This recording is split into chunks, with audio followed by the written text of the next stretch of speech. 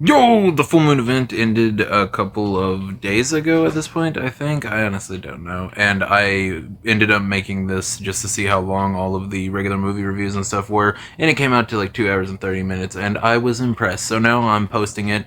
So yeah, if you want to watch the full moon event like one at a time, there's a playlist for it. But if you want to watch all of the just movie reviews and the rankings and top 10 stuff and everything like that without all of the, the whatever it's called, the shorter videos and stuff, then just, I don't know, this is the video for you. Yeah, without further ado, into the full moon event.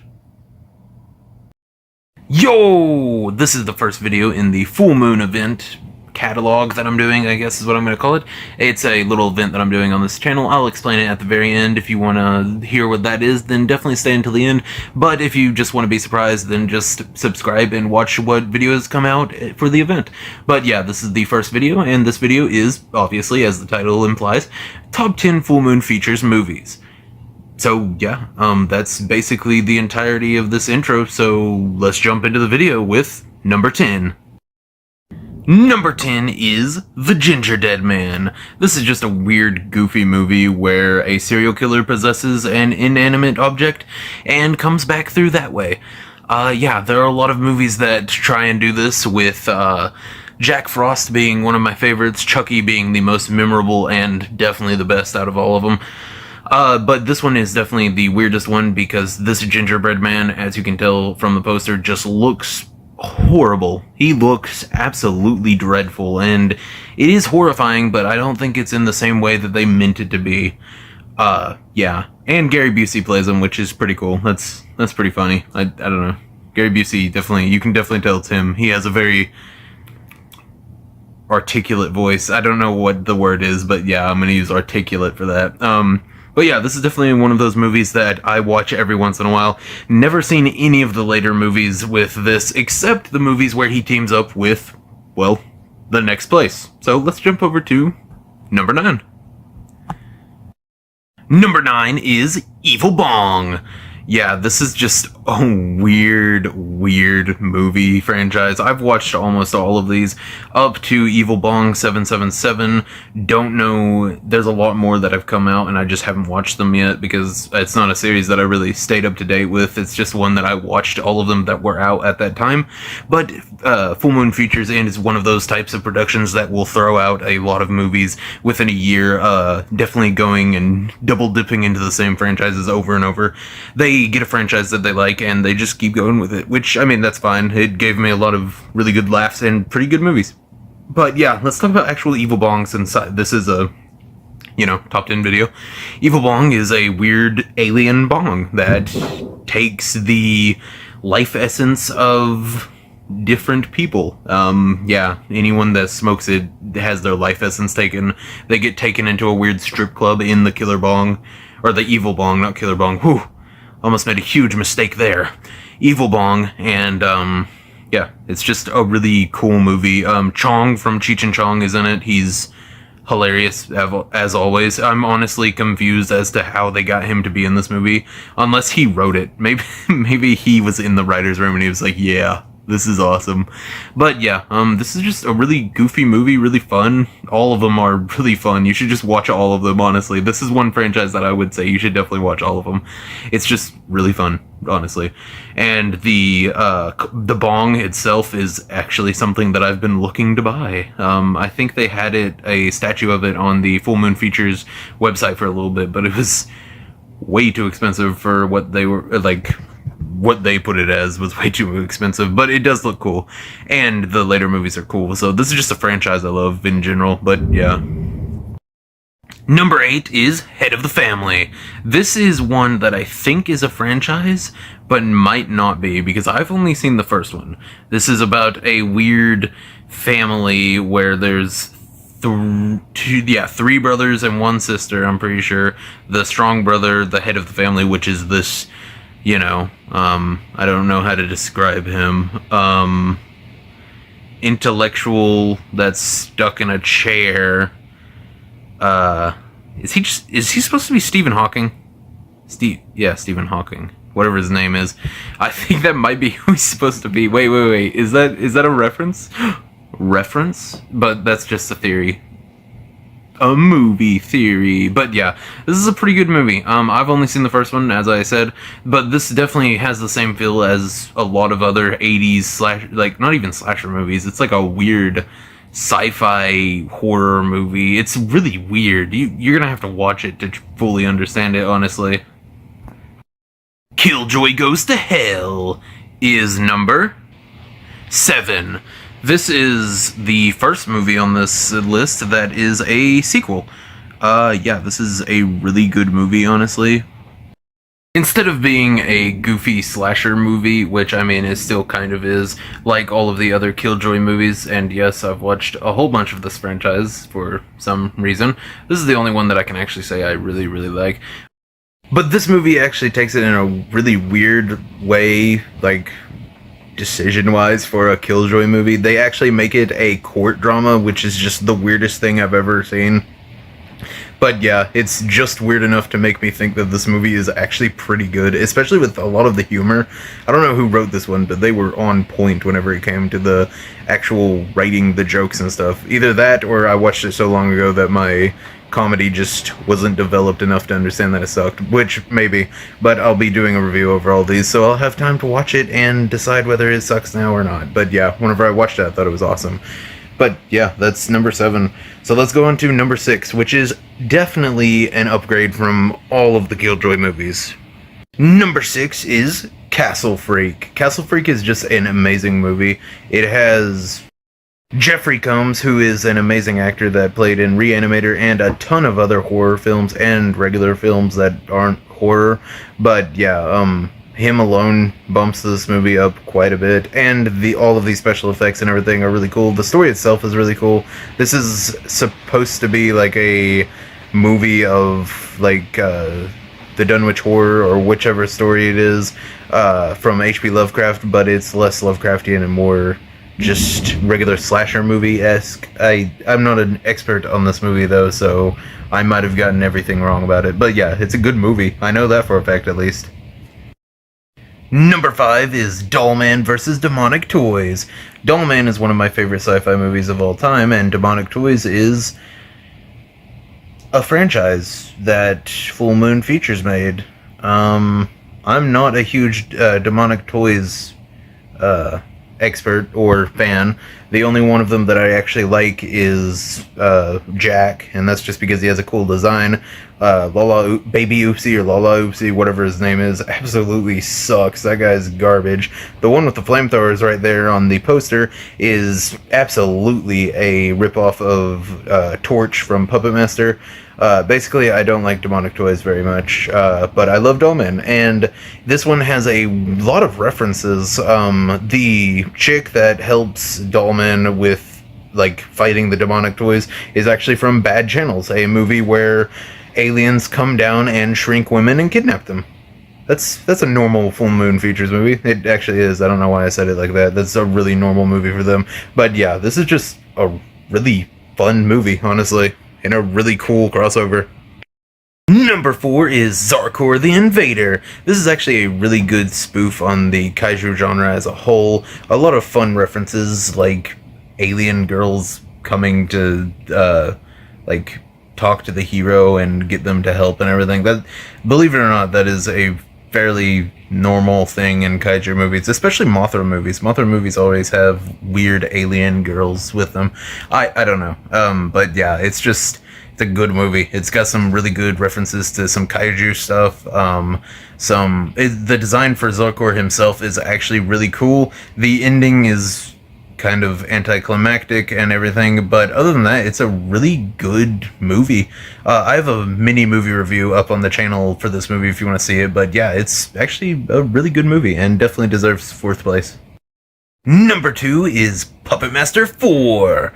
I tried not to put multiple movies from the same series, but this is my father's favorite Puppet Master movie, and I personally do not disagree. This is a really fun one. It's basically the puppets versus aliens that are also puppets, but they're not supposed to be puppets. They're just straight up aliens that also happen to have special effects that are just puppets. So they're aliens, but not puppets. It's not that as confusing as I'm making it, but it's also extremely hilarious. This is just a really good movie. I love the Puppet Master movies, though, all of them. It also is the first one with the head puppet. I can't remember his name. Not head puppet as in like what Blade usually is. Head puppet as in it can switch its heads and it has electrical powers, kind of. It's really weird. Really, really weird movie. Weirder than a lot of Full Moon Features movies, but not the weirdest movie in the Puppet Master franchise for some reason, actually. Number 2 goes to, well, Puppet Master, the very first movie.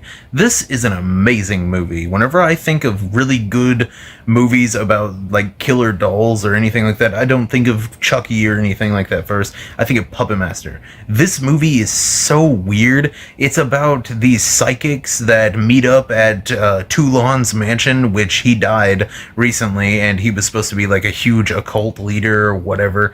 I don't even remember what he was supposed to be honest, but in later movies, that's what he is. But Toulon is the current Puppet Master, and he basically got them all to go there so that he could kill them. Everything about this is so cool. The psychics are actually psychics. Like, there are actual, like, magical powers going on. The puppets are killing everyone in such cool ways. This movie will make you love Leech Woman because of the weird kill that she has. Blade gets the most showtime ever. Basically, this is just a really good slasher movie in general. It's just so weird and cool and fun, honestly. But yeah, this is like one of my favorite Puppet Master movies in general.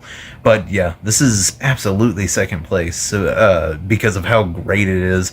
But number 1 is obviously better in every single way. And I think if you've been watching this channel for long enough, especially my recent videos that I've been doing about Full Moon Features, you'll probably know exactly what number 1 spot is. But yeah, let's jump right onto it. Doll Man is number 1. This is one of my favorite sci-fi movies of all time. It's about a cop from a distant galaxy on a planet where he chases down another alien convict that gets down to Earth, and so does he. But Doll Man and the convict are now about, well, the poster says it, 13 inches, and he has an attitude. But yeah, this is a really good movie about craziness, honestly. He's tiny and his ship is like a toy.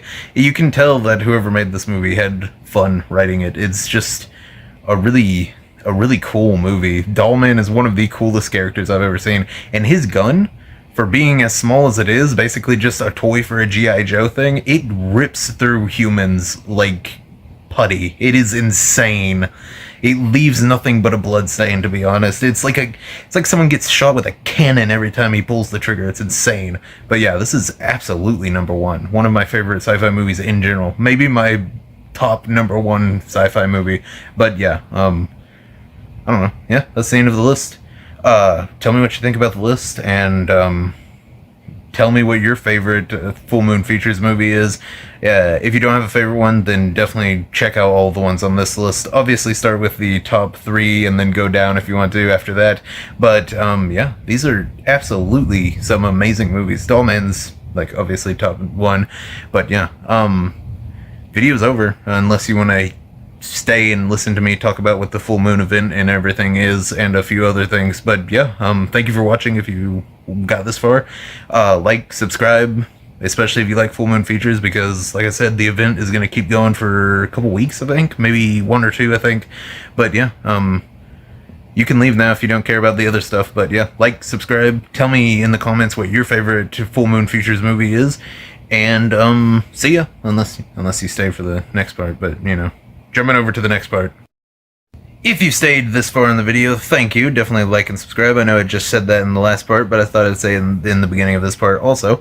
Believe it or not, me ranting about it will definitely make you like and subscribe. Go ahead and do that right now. But yeah, the whole full moon event that I was talking about is going to be this video, the top 10 video. Then I'm going to do either daily or every other day a movie review or mini movie review, depending on how much I have to say about these movies, for each of these movies, meaning 10 movie reviews in all, whenever it's done. And then at the end of that, I'm going to do one ranking, and I might do another another big video. I did a video called What is Full Moon Features yesterday, actually, if you want to go and watch that and, you know, get caught up on what Full Moon Features is. I talked a little bit about the event there also, if you want to see that too. But after that, I might do a full-on research video, like a big, I don't know, like a big just research video, I guess is what I'm going to call it, about it, because what I was talking about is just stuff that I know off the top of my head and not like researching it and everything.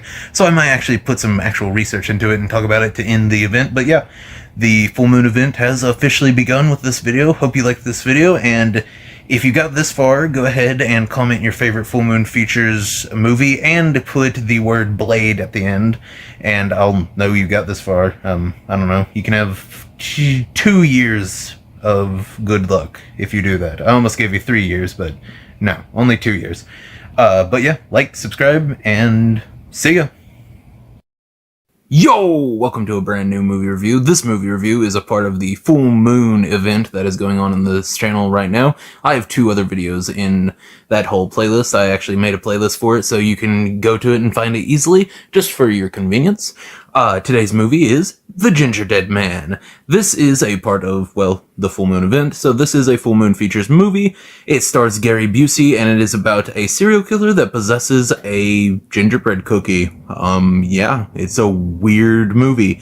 Let's go ahead and get into the actual plot of the movie. It starts out with Gary Busey as a human killing a whole bunch of people in a diner, you know, normal Gary Busey types of stuff.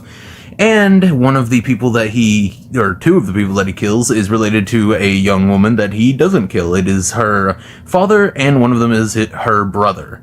I will be referring to her as the sister in this, because there's also a daughter that I don't remember the name of. That's the daughter of a rich, I don't know, food chain thing. He's basically like a Scooby-Doo villain, except not really. They should have made him a Scooby-Doo villain in this. It really would have made it a lot funnier. But basically, I'm going to skip forward a lot, actually.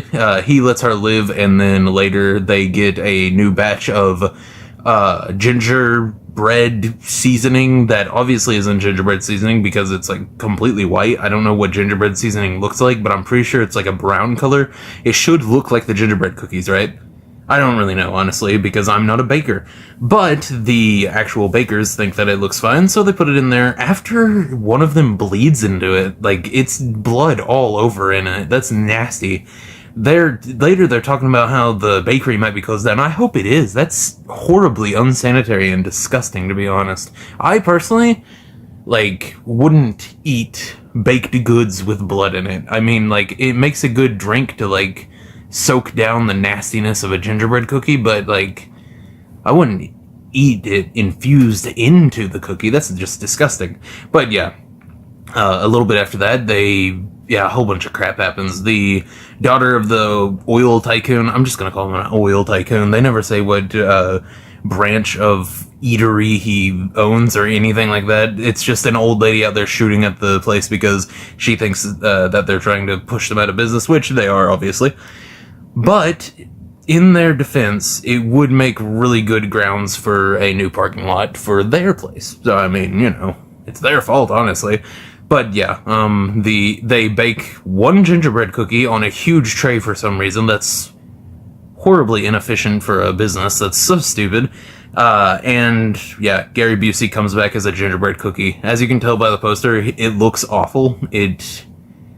I mean, Full Moon Features is honestly known for their puppets and stuff like that, so it doesn't look that bad, but in the face, it is god-awful. I don't know. It seems like they actually tried to make Gary Busey as a gingerbread cookie, and they shouldn't have done that. It's horrifying, and not in the way they meant it to be. But yeah, it is honestly horrible. This movie is extremely short. It's shorter than I remember, actually. This movie does not delve into the depths of being boring at all, which is actually really good. For these types of horror movies, there is a very, very thin line between too much character stuff and not enough.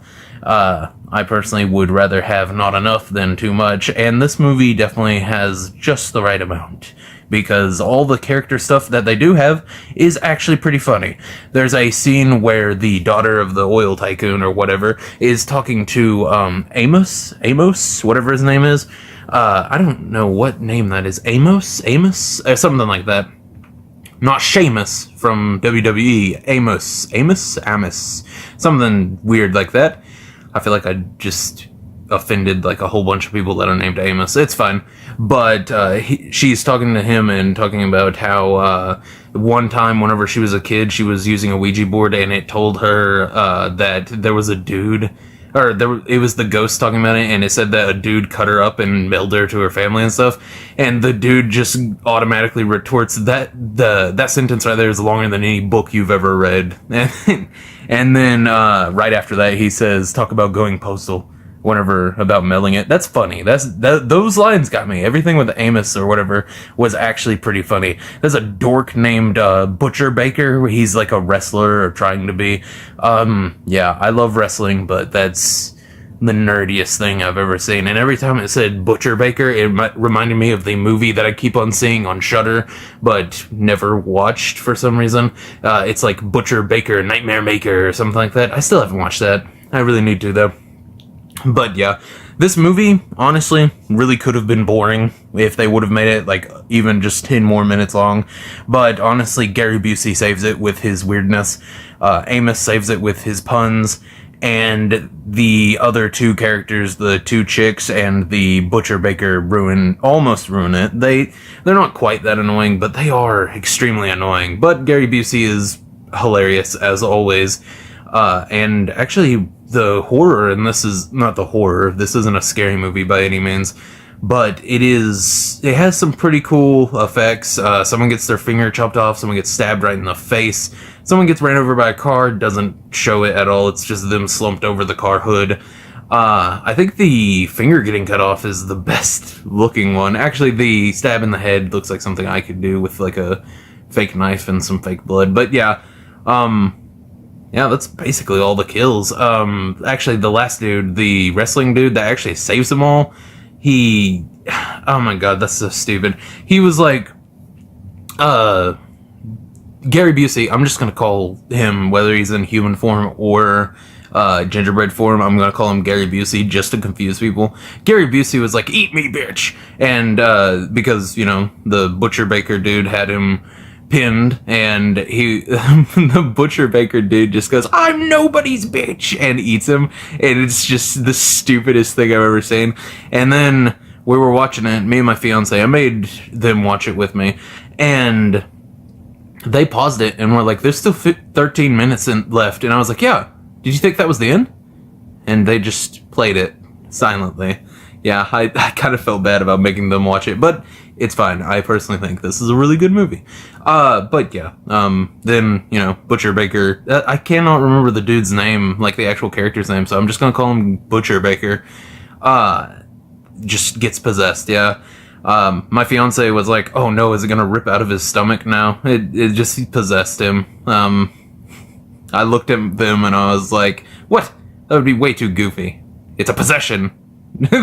I don't know. It's just, this is a fun movie, but if it was even like 5 more minutes long, it could have been like one of the most boring movies ever. But it wasn't boring, so it's fine. But yeah, Gary Busey is amazing in this movie. Amos has some of the funniest lines in any Full Moon Features movie, which is impressive because, well, if you haven't seen Full Moon Features, they actually have some pretty good lines and jokes and stuff, whether they're meant to be funny or not. All of the ones that were funny in this were actually meant to be funny, and some of the scenes that weren't meant to be funny were funny, but I feel like the people who made this knew that it would come off as a little bit goofy and extremely funny. But yeah, all in all, this is definitely a really good movie, and obviously it's one that I would rewatch because I've watched like 3 times so far. Since I was a kid. But yeah, this is a really good starting point for the Full Moon event reviews, because this movie is my number 10, and it's starting out with a respectable 6.5 out of 10, which isn't bad at all. Yeah, I mean, It's not the best movie, but it's not the worst movie. Hopefully the next movie, which is Evil Bong, will be even better than this one. I'll be watching it tomorrow and reviewing it either tomorrow or the next day. Like I said, these reviews from the top 10 video that I made will be either daily or every other day. But yeah. I hope you liked this review. Tell me what you think about this movie. I feel like there are a lot of people that are just gonna be like, this movie is garbage. Why would you ever watch it? And you know what? I completely respect that because, yeah, this movie is pretty weird and extremely goofy. And, yeah, if you don't like Full Moon Features as a whole, you definitely will not like this because this is the epitome of everything Full Moon Features stands for. Yeah. Tell me what you think about this movie and Full Moon Features as a whole. If you want to see more stuff about horror or just anything like that in general, then definitely like and subscribe. Like and subscribe even if you don't want to. And if you do not like this video or this movie, go ahead and dislike it and comment and say that you hate me, because that will help this video too. And with this whole full moon event and everything going on, I do want more people to start watching because, you know, I don't know. I want more people to have to sit through Full Moon Features movies. But yeah. See ya. Yo, welcome to a brand new movie review. Today's movie is Evil Bong. This movie review is a part of the Full Moon event. If you don't know what that is, I have a few videos already for the event on a playlist to where you can get it for easy access. If you want to go ahead and go and watch those, you definitely should, because if you're getting this video, you probably like Full Moon Features movies. So yeah. Definitely go and check out all of those videos, but let's jump right into this movie review. This movie is, like I said, Evil Bong. This is a part of the Full Moon universe, I guess, the Full Moon Features universe. This first movie has so many references, I'm actually gonna make a small video about it after this video. But, yeah, I can go ahead and talk about a few of the appearances, just some of the special guests. We got Tommy Chong, which, he's from Cheech and Chong, you know who he is. You got freaking Bill Moseley is in this movie. You got the puppet from Ooga Booga. You got Jack from Demonic Toys. A whole bunch of them. The dude from Trancers comes in like a small scene. Let's go ahead and talk about the actual plot of this movie though, because there are genuinely so many special guests and just random stuff from other Full Moon Features movies that it would take a long time to talk about that. But let's go ahead and talk about the plot of this movie. There are a whole bunch of stoners that live in an apartment. A new nerd comes in. He's a nerd and a narc. Doesn't do the reefer, you know what I'm saying? The good green. But yeah, he comes in, and that is actually how people in this movie talk. So I'm not a weirdo for talking like that. They are. He moves in, and as soon as he moves in, they talk about buying a haunted bong off of a magazine, which is very smart. They buy the bong. The first day they do it, one of their friends dies and actually goes into the bong. In this movie, it is a strip club. Whenever you smoke from it, your spirit gets taken into it, and she basically gets smarter. And I say she because, yeah, the bong is alive and a woman. In this one, they never explain what it is, but in the later movies, spoilers for the Evil Bong series if you're extremely invested into it, but the Evil Bong is an alien, not actually a possessed bong. I don't know if they say that I think they definitely say it in the second and all of the other sequels. They never said it in this though. They didn't give an example of what this thing is at all, except for the magazine saying that it was haunted. I think that's because Chong's character thought that it was possessed because I mean, look at it. It has a face. It can talk.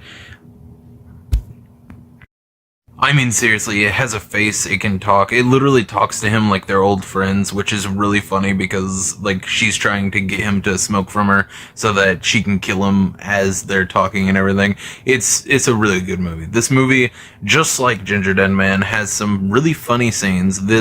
One thing you cannot say about Full Moon Features is that they don't have good, like, comedic writing. They are actually funny. Most of their jokes land, especially in this movie. Most of them do. None of them are too face-palmy type of lines, but all of them are funny. Even whenever they're not trying to be funny, they can be pretty funny just to laugh at it and stuff. But this movie is actually pretty good. But yeah, they get I'll go ahead and tell you how the bong kills him, just to give you an example of what type of movie this is. Whenever you smoke from it, you fall asleep, your soul gets taken into the bong, you get taken to a strip club, and then people, the strippers, will come up to you, and they all have different types of bras, and one of them is a shark. That's the only thing I can remember about this movie, really, whenever I was thinking about it before I watched it for this review. And I was like, yeah, I remember it being a shark bra, because the Full Moon Features website had it to where you could buy any of these just to wear. I mean, like, you can just buy them on there. I don't know if they're still on there, and they might be, they might not be, who knows. But last time I checked, they were. And the shark one basically just devours a dude's hand, and then there's also a skull one that gnaws on someone's neck and kills them. There's a whole bunch of them. I feel like they had some products that they wanted to sell, and they were like, yeah, let's just do it, use them in this movie. That's how a lot of the, actual, like, Easter eggs and stuff feel too, because Jack from Demonic Toys comes in, like, in a really short scene, and it's so weird because it looks like a cheaper version than what they used in the movie. So I was like, oh, they might have just had a toy from their website that they wanted to use just to, make people want to buy it, I guess. I don't know. But yeah, at the end of the movie, everyone survives. No one dies in this movie, except Tommy Chong, and that's because he sacrifices himself. But at the end, his character is alive, surrounded by the 3 women that they had enough money to pay to be the strippers in the strip club, and then he gets the Hot Wheels, because in this movie, this is a huge plot point. Not really, but I think it's more important than it is. His wife is the one that sold the bong. He had it put up, and she sold it because, she just wanted it out of the house, and it was up in the attic anyways, but he knew it was evil, so obviously he didn't want anyone else to have it. And she also sold his Hot Wheel collection, so whenever he sacrifices himself and stays in the strip club at the end, he gets strippers and his Hot Wheel cars, which is a happy ending for Tommy Chong, to be honest. Hot Wheels are the best. But yeah, that's basically all I gotta say about this movie. The acting is Full Moon Features. The humor is actually really good. All of these movies are really good to laugh at, up until we get to, like, the higher ones on this list, on the top 10 list. That's from the Full Moon event that I'm doing right now. But yeah, this is actually a really funny, good movie. I think this is one of the franchises that the sequels get even better whenever you watch them.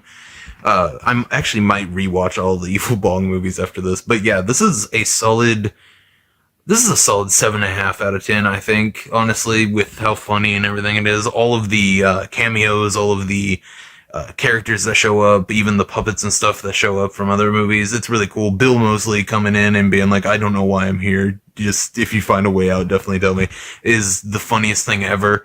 I don't know. This is just a really funny, cool movie. So yeah, I think 7.5 out of 10 is a good score for it.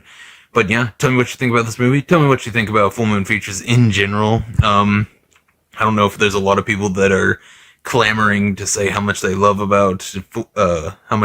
Full Moon Features or not, but I think all of these movies are amazing, especially this movie. This is actually one of their best franchises whenever it comes to how good the sequels are and everything. But yeah, if you want to have a fun time, just watch this movie. It's pretty goofy, pretty wacky, pretty good time. But yeah, tell me what you think about this movie, and see ya. Yo, welcome to a new movie review. Today's movie is Head of the Family. This is a part of the Full Moon event that's going on the channel right now, so if you want to watch any of those videos, definitely go and check it out. It has its own playlist right now called Full Moon Event, so if you want to check that out, go and look at all those videos. But without any further ado, today's movie is Head of the Family. I think I already said that though, so who cares? Okay, Head of the Family is this weird movie where it starts out with everything normal except these 3 dudes come into the town. They're the, what are they called? The something pond, like triplets or whatever. I don't know. They're like 2 brothers and 1 sister. One of them is really big, and like the woman is supposed to be super hot, and the other dude is wearing glasses like he's blind, but he's the opposite of blind. He has really good eyesight, you see. Clever writing. Okay, they come into town. one of them wants to kill the biker. One of the main characters wants to kill this biker dude, and yeah, it just starts going out of control right after that. He sees the three ones killing him, and then quickly meets Myron, which is this sexy little man in the wheelchair. Yeah, he's a strange little creature. He has psychic abilities. He controls all three of his two brothers and one sister, and lives through them basically by dominating their mind. So I mean, yeah, that's fun. He basically has to blackmail him into killing the biker dude. The biker dude's not really dead. He does experiments on a whole bunch of victims, brain surgeries and stuff like that. And it's basically just that throughout the whole movie. They're blackmailing each other. Myron is trying to outsmart the other dude, but the other dude is like kind of clever. Either he's kind of clever, or Myron is really not as smart as he says he is. I personally believe that it's just Myron isn't as smart as he says he is. Myron is a pretty cool villain, though. I'm gonna go ahead and tell you one of the highlights of this movie. This is a quote from Myron. I had to rewind it while we were watching it, and it says, "Keep on talking, you little country con man. Every stupid word is a deposit at the pain bank. You just wait. Pretty soon you'll be making a withdrawal. You and that powder puff whore of yours." Yes, bravo. That is some of the best lines from any villain right there. It's so beautiful, so cheesy, and so perfect for this movie. But yeah, it's basically just that. And then at the end, they have a really cool scene where Myron gets them all, because the dude isn't stupid. Like I don't know what to call it, a redneck hillbilly dude, I guess, is what he's supposed to be. But he's not stupid. He has a lawyer that he gives a written description of what happened and everything, and he knows where all the cars with the dead people are and everything that they dump in their backyard, which is a huge swamp apparently. And all of that, and he actually, like, he has a second lawyer, apparently, maybe, who knows, but, yeah, Myron kidnaps him, and he's just like, I don't care if we got caught, you're just a jerk, and I don't like you, you're not as smart as me. So to torture him and get him to tell them who his second lawyer is, he has a play put on by his, like, brain dead, like, I guess servants now, kind of. The ones that aren't catatonic and stuff are his servants, but it's weird because, like, they're actually good at acting sometimes in it. I have no idea. But yeah, they put on the Joan of Arc play, which is, if you don't know, Joan of Arc gets burned at the end, and yeah, the dude's girlfriend that is the reason they got the biker dude killed in the first place is almost set ablaze. But then the strong brother, I guess I should go ahead and tell you what the siblings are. The woman is sexy, that's her entire power, I guess. The blind dude isn't blind. He has giant bulging eyes like a Looney Tunes character. He can see, hear, and smell perfectly. He, like, super hearing, super smells, stuff like that. And then Otis is the big one that's strong. That's basically it. And all of them are pretty stupid. Which, I mean, that's literally in the movie. They're all, like, actually just the dumbest people ever. It's just that Myron puppets them like a little puppeteer, I guess. I can't think of a better word. But yeah, they all have basically no character. But after she's set ablaze, Otis runs up there and is like, "Pretty lady, no!" and saves her. And then they get out of the house while it's burning down. Everyone dies except Otis and the girl. Otis and the girl get married. It's really weird. I did not remember the ending at all whenever I watched it this time. I actually remembered only the first 75% of this movie, and then as soon as they got captured again, I was like, oh wait, what's happening? So yeah, it's been a while since I watched this one, so I forgot about that actually, which is, I don't know, it's pretty fun. It's like the last 25% of this movie is like a brand new watch through for me. But yeah, they escape, and then the last bit is really weird. Like the last 5 or 10 minutes is really weird because it's like Otis not really knowing what's going on, and then them getting married in a courtroom. It's really weird. So she has all of Otis's family's money and controls it completely because, like I said, Otis is actually just dumb, like Patrick levels, but lower than that. Like, can't take care of himself type of dumb. Yeah, the ending was weird. I don't know what was going on there. I guess she's just gonna be his babysitter now, kind of, I guess. I have no idea. It's so weird. But yeah, they're married, and, she says everybody loves a happy ending at the end, so I guess it's a happy ending, maybe, question mark? Yeah. This movie is yet another one where they have really good writing. I don't know, Full Moon Features has some good, funny lines and stuff, just all through this. All the characters are pretty likable, even whenever they're, like, being evil, they're pretty likable. Myron is hilarious throughout this entire thing. He talks like a genius, but he's just, I don't know, it's like the, genius written by a stupid person type of problem that a lot of movies have, except this one uses it to their benefit, to where he talks smartly, but also he's like a pseudo-intellectual. I kind of love it, honestly. It's really, really funny. This is just a really good movie, honestly. I was kind of worried that this would get, a lower score, because it's been a while since I've seen all of the movies that were on the Full Moon event. The first video, that's the top 10 video that I'm actually going through to review all these. I was worried this would get lower than Killer Bong, because I actually really thought that movie was really funny and fun. But this movie is definitely better than that, like, as a movie. Like, it's definitely not as good of a comedy, but I mean, this isn't really trying to be a comedy like that movie was.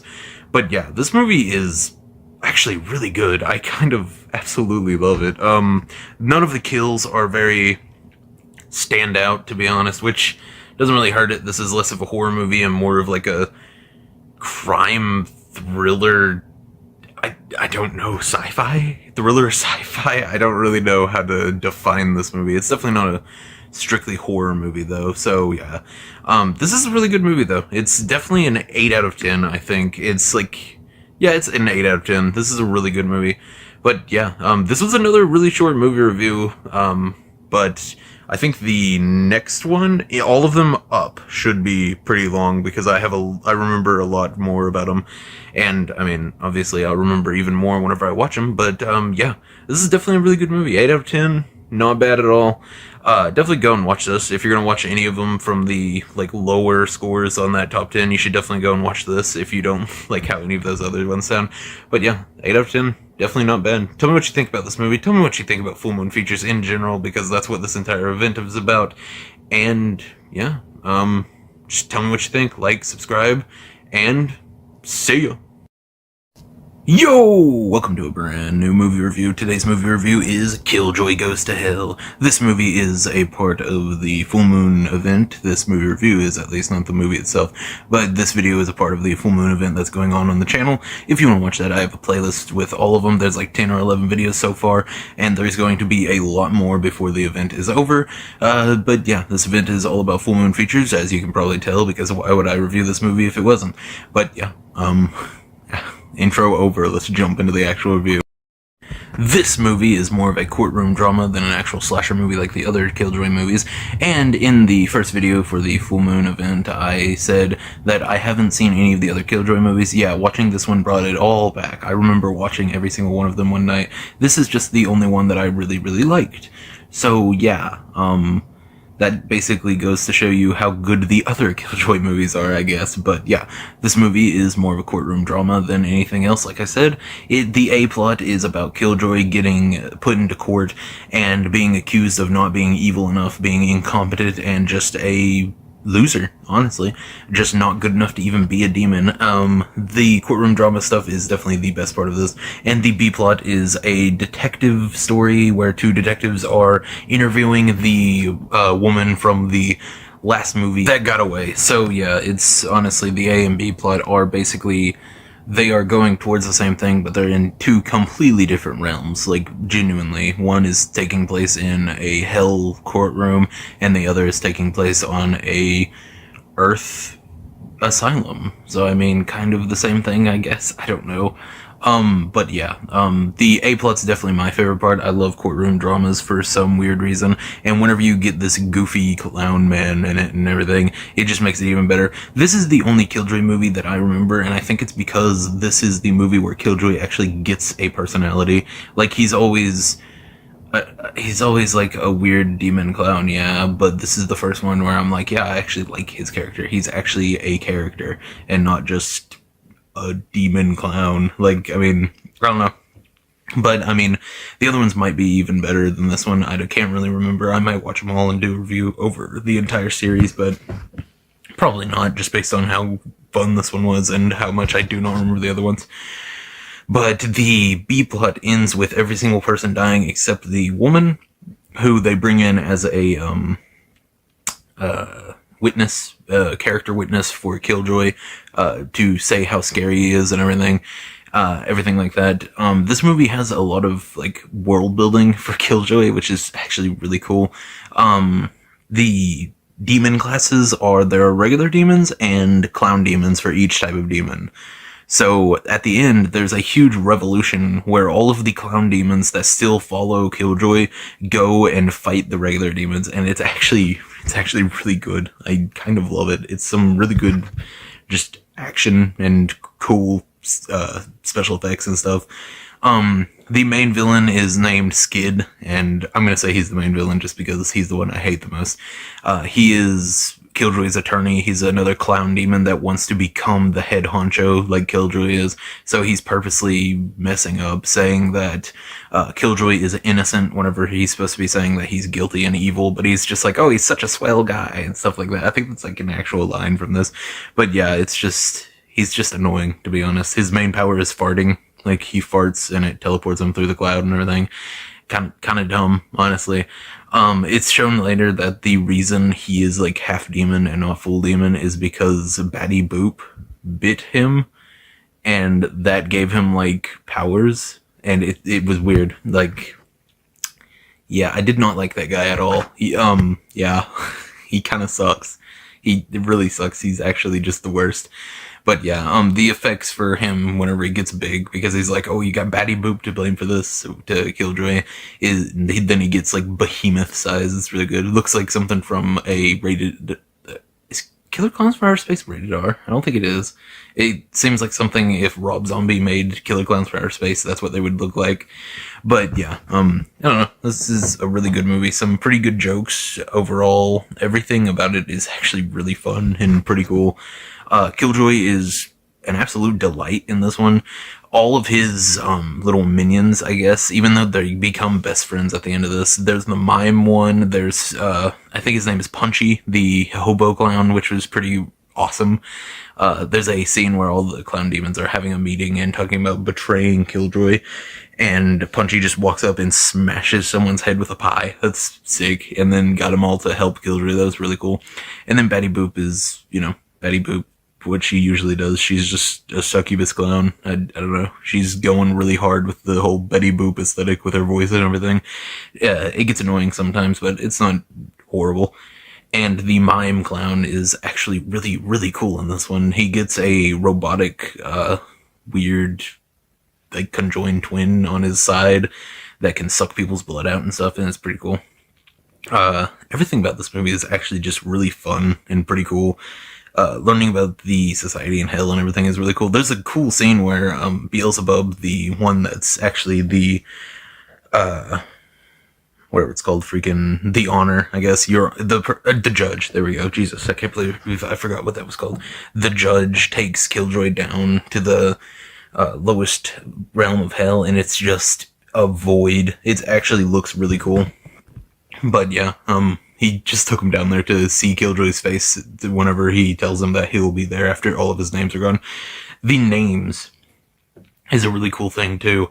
Every demon has their names, and for every time Killjoy gets, outed as being a good guy and not a actual evil just demon, he gets a name struck out of the book, and it gives him his powers, and people just forget about it, his name, and it's actually really cool. It's a really, really cool movie. I don't know. That's a really cool idea for a movie, like, especially with, like, demons and stuff. Especially since apparently at the end of the third movie, I think, the one that the girl in this one is from, the one that escaped, apparently she won by saying his true name or something, but the name was stricken from the book, so she can't even remember it, and neither can Killjoy. So that was actually really cool. But yeah, I'm done talking about everything except the very ending, I guess. So, yeah. At the ending, the hobo clown who talks in Carney, I thought that was really cool. He just talks in Carney. It seems like he's talking backwards, but I don't know if Carney is an actual language or not. But, yeah, he mutters something. He's like, "Brr, brr, brr, brr." And then, she's like, what did he say? And the mime one is just like, "Run, bitch, run." And I thought that was really cool. I don't know. That's honestly the one part of it that I really, really remembered from whenever I watched it like a couple of years ago. But yeah, this is absolutely this is the best Killjoy movie, like by far from what I can remember. And this is one of my favorite Full Moon Features movies. Obviously, it's on this list. But yeah, honestly, I think even with man, none of the acting was too bad though. None of it was super bad, and the special effects were actually pretty cool. I think this movie is actually a solid 8.5 out of 10. Yeah, I'm gonna say 8.5 out of 10. I feel like there's gonna be a lot of people that are like, "What in the world is your problem?" But yeah, I think 8.5 is good for this. For me, at least. I had a lot of fun with it. I like weird courtroom dramas with, I don't know. This is just a really fun movie. But yeah, the 8.5, definitely not bad. If you liked this video, subscribe. Definitely comment what your favorite Full Moon Features movie is. Tell me if you like this movie or any of the Killjoy movies. Because, like I said, I do not remember any of them except this one. Absolutely love this one, though, obviously. But yeah, subscribe, tell me what you think about this movie and all of the Full Moon Features movies. I mean, that's what this event is all about. But yeah, other than that, just subscribe, and stay tuned for more Full Moon Features videos and other stuff, I guess. Yeah. See ya. Yo, welcome to a brand new movie review. Today's movie is Castle Freak. This movie review is a part of the Full Moon event, so if you haven't seen any of those, definitely go check out the playlist. There's 13 videos right now. Not all of them are going to be this long. There are a few shorts in there, but yeah, definitely go check that out if you like Castle Freak, because they're all Full Moon Features movies and stuff like that. So yeah, let's just jump right into the review. This movie stars Jeffrey Combs, who is Reanimator. I mean, that's definitely probably his most famous role, I would say. He's in a lot of these Stuart Gordon, H.P. Lovecraft type of movies, and I guess I should go ahead and talk about that. Stuart Gordon made a whole bunch of H.P. Lovecraft movies. He made Dagon. What else did he make? He made a ton of them, honestly. This is a mishmash of The Outsiders and The Dunwich Horror. If you don't know what The Dunwich Horror is, you should go watch the movie that's from the 70s, I think is when it was made. That's a really good movie, actually. This is a pretty old movie, from the 80s. You might be more familiar with the 2020 remake that Fangoria made. That's not a bad movie, but yeah, I'm gonna make a movie talking about the differences between both of these movies later, just because yeah, from the very beginning there's a lot of differences in how the freak is shown and everything. But actually, before I even talk about the beginning, I'm going to go ahead and give you a lay of the land, tell you what this movie is basically about. Jeffrey Combs is the father of a blind girl, and she is blind, well, because of him.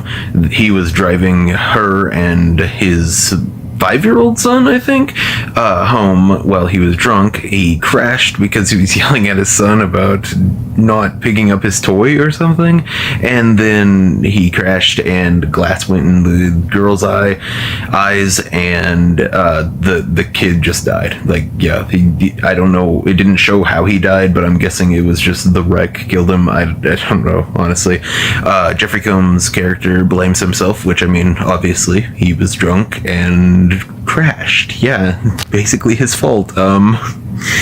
But yeah, I think that is a really sad backstory. Oh my god. But yeah, the whole thing with that is actually pretty sad and a huge part of the movie. It isn't just a throwaway backstory to explain why she's blind or anything. It's a huge thing that Jeffrey Combs' character has to deal with all the way through. It's huge character development by the end. But Yeah, it's basically that, and the star of this movie is Jeffrey Combs' character, but the secondary protagonist is definitely the daughter, and then Barbara Crampton plays the wife. I'm pretty sure that's her. She honestly didn't look like Barbara Crampton at all until the end, and I don't know why, to be honest.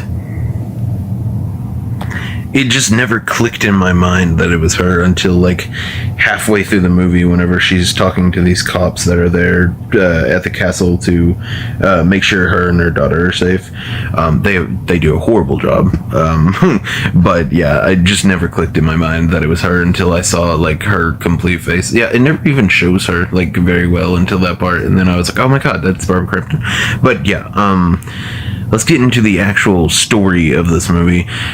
Jeffrey Combs' character inherits a castle from his, I don't know, not great grandmother, his mother, maybe? Something like that. I honestly have no idea. I didn't really catch what she was, but she was a duchess in a castle. Apparently, she murdered her 5-year-old son, which, I mean, that hits hard with his character because, I mean, obviously he, kind of accidentally killed his son, but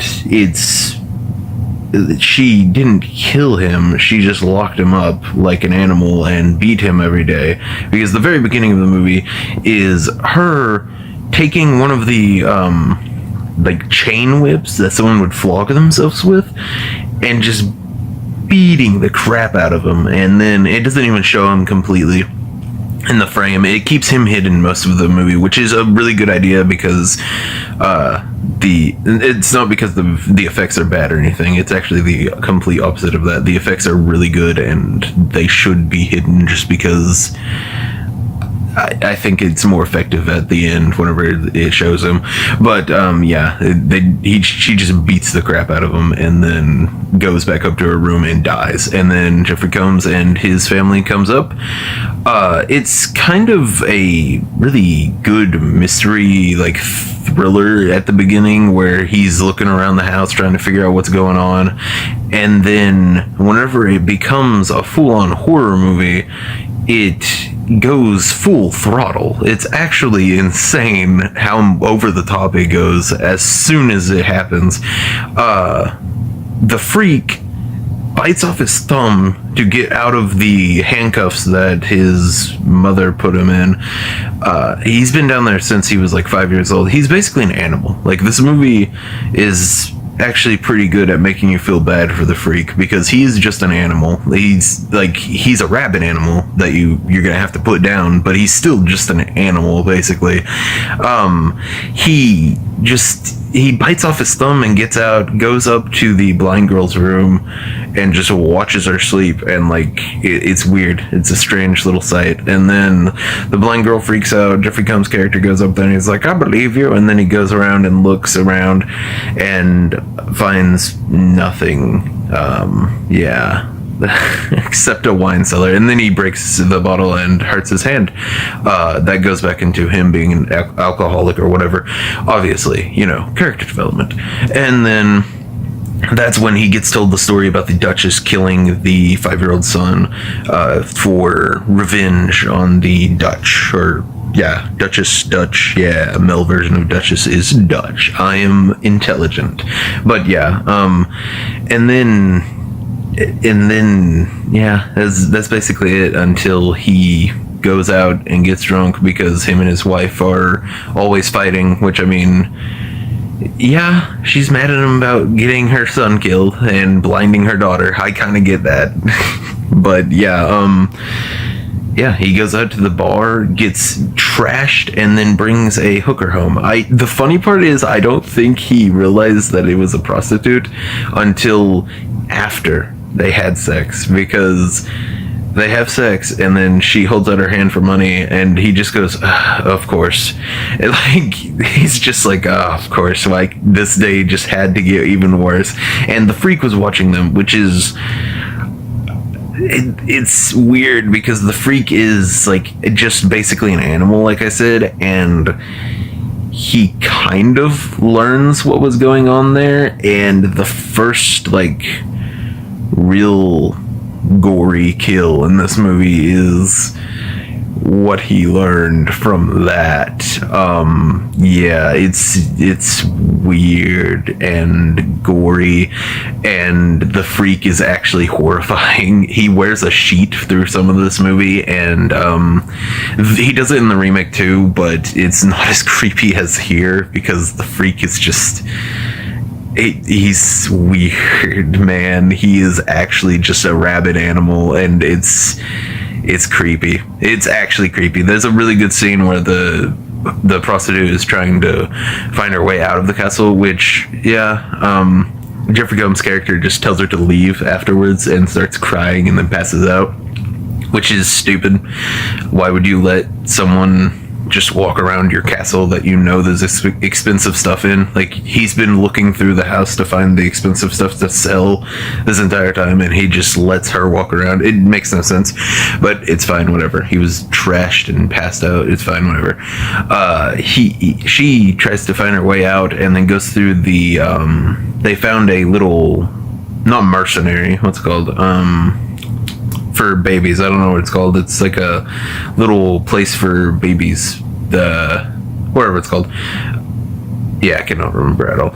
But it's where they have the little rocking horse, and it's rocking back and forth, and it's like super dark, and she's like trying to find her way out. And as I was watching it, I was like, this is actually a creepy scene, Jesus. And then, the freak grabs her, and I thought he killed her off screen, but no, he locks her up in where he was locked, and then, I don't know, tries to do what he learned from watching Jeffrey Combs' character and her, and what he does it wrong. He needs some, I don't know, he needs some help, okay? He does it wrong the first time, poor guy. He has some cannibalistic tendencies, apparently. Oh yeah, he eats a cat in this movie too. Yeah, he just eats a cat. He only eats like one bite and then throws it away. I don't think he liked how it tasted though. But yeah, that first kill is actually just intense. It's a really good first kill in this movie. It's insane. But yeah, that wasn't really the first kill, but it was the first gory kill. But yeah, the freak is actually really intimidating just because he's like a rabid animal. He doesn't understand anything. He tries to talk, but he literally can't. I think if I had to guess, I would say that maybe the Duchess cut out his tongue or something. That's just how it sounds. Maybe that's not what they were going for, but that's what it sounds like. And then like all through the movie, he gets bloodier and bloodier because of eating people and animals and such. Usually tends to get your face a little bit bloody. I don't speak from experience or anything, but common sense tells you that. But yeah, the freak is actually just really intimidating. And at the end, after all of that, the police come in and say that Jeffrey Combs did it because everyone loves that hooker for some reason. Not everyone, it's just that one cop, and it's because she had his kid. But I mean, I don't know. He's an angry person, the cop is. He basically threatens to beat the crap out of him until he admits that he killed her, even though, I don't know. That's stupid because he obviously didn't do it.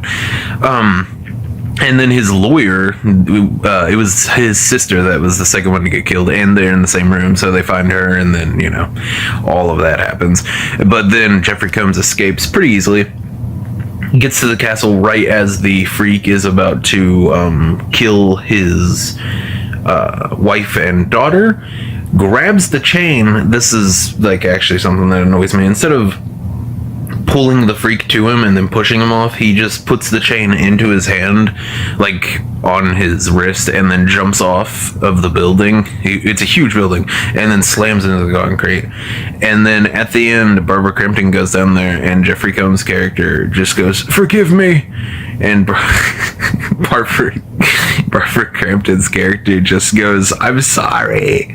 I don't know. I feel like he did that just so that she would have to say apologize to him. He's just like, "Yeah, see, now you are the one apologizing, loser," and then he dies.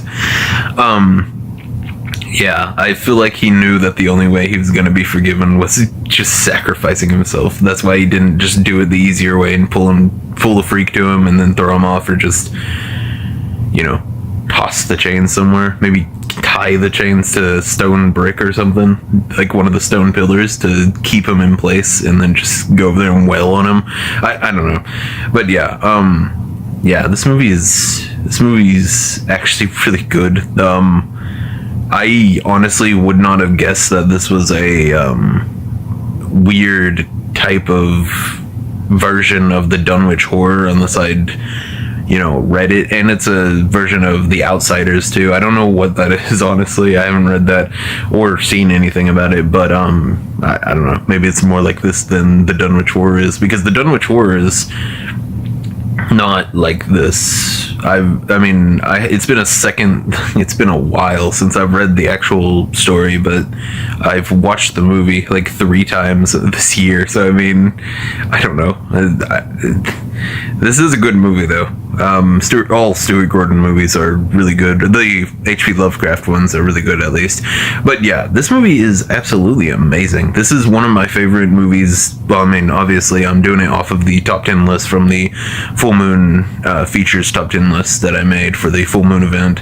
I'm using that for this, and this is like one of the upper ones, so obviously this is my favorite one that I've reviewed so far. But this one is such higher quality than all of the other movies I've reviewed at this point that it's honestly just impressive. The lighting is amazing, the acting is perfect, everything about this is just really good. Speaking of the acting, the one thing I didn't enjoy was every time the daughter spoke, it sounded like she was holding back tears, and it made me think that they were beating her off screen to get a better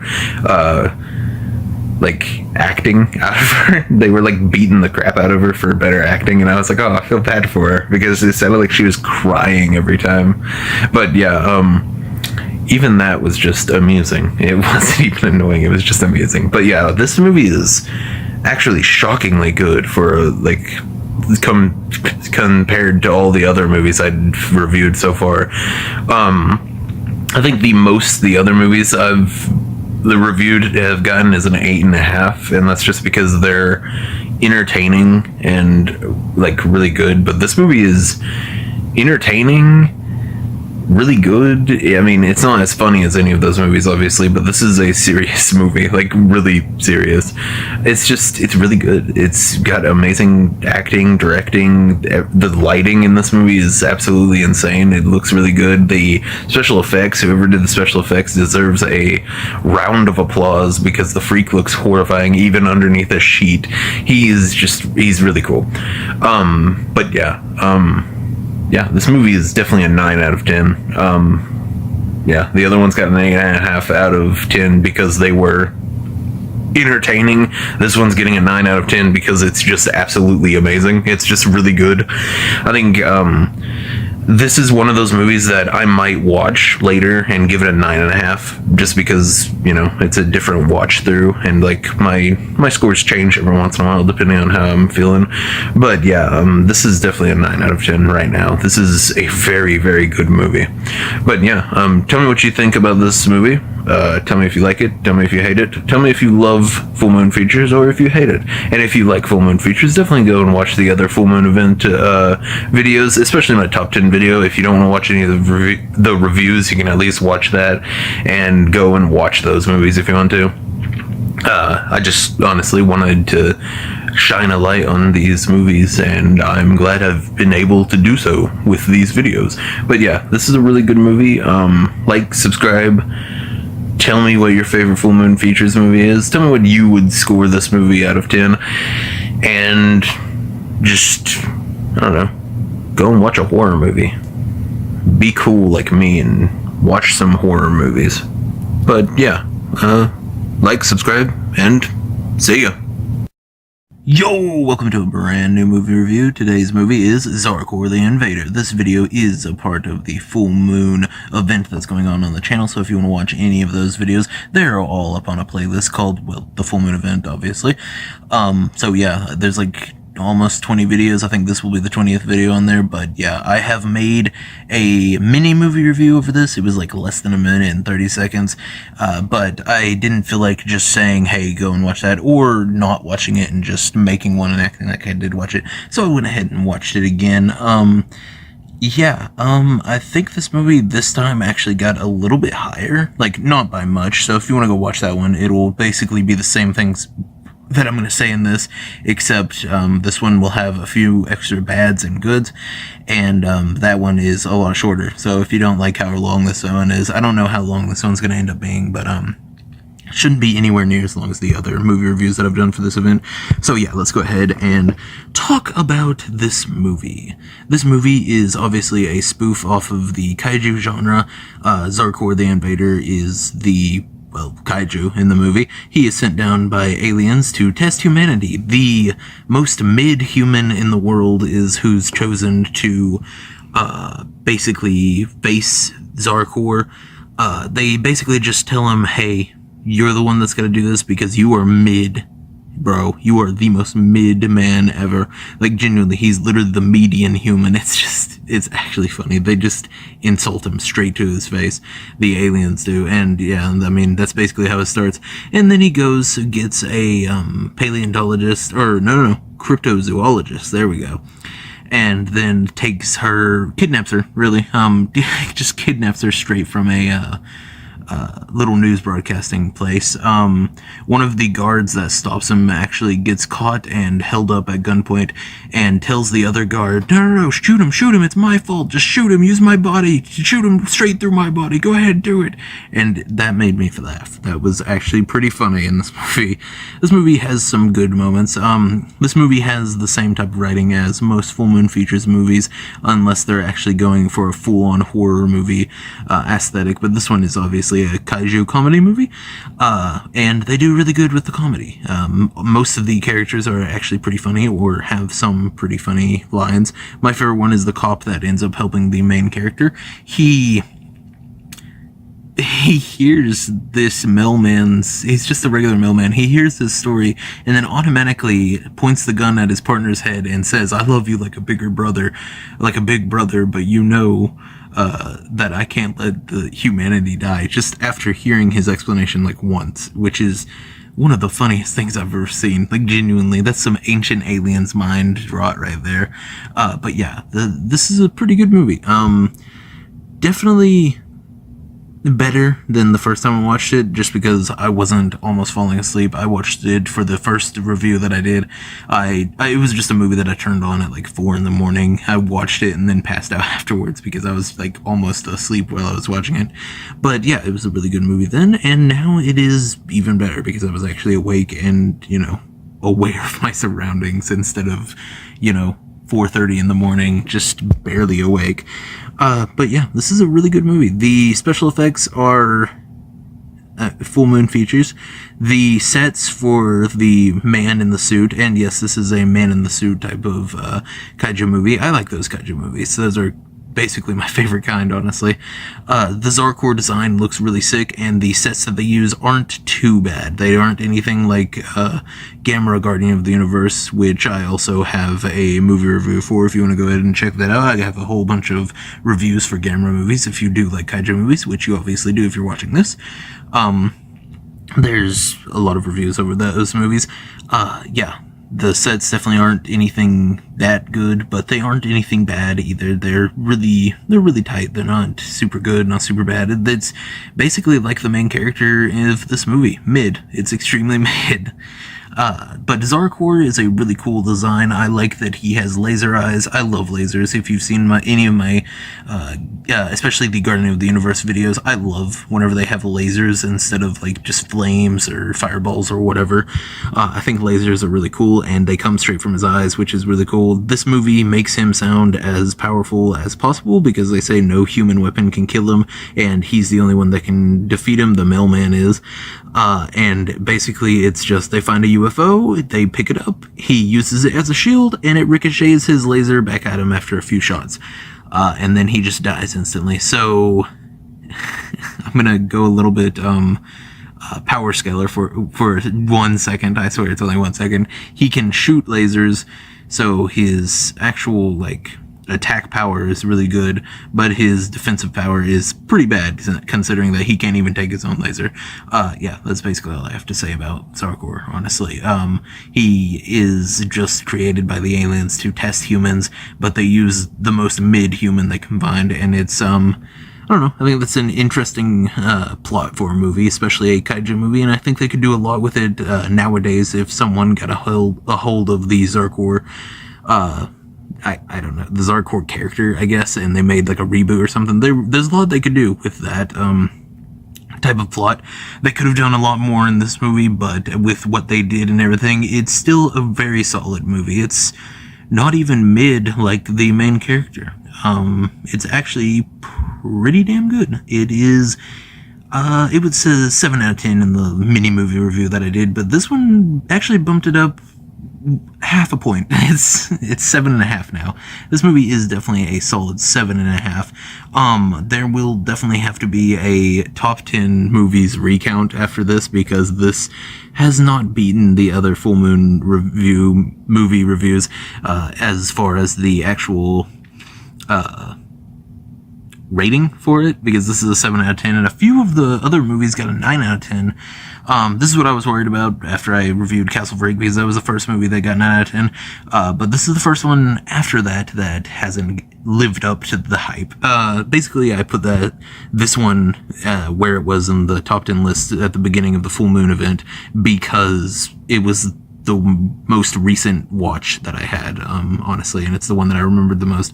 But yeah, this movie is a solid 7.5 out of 10, and I've got to say, if you like kaiju movies, watch this. It's pretty funny, pretty good. If you just like giant monster movies or any monster movies at all, if you like characters that are actually pretty funny, then definitely check this one out.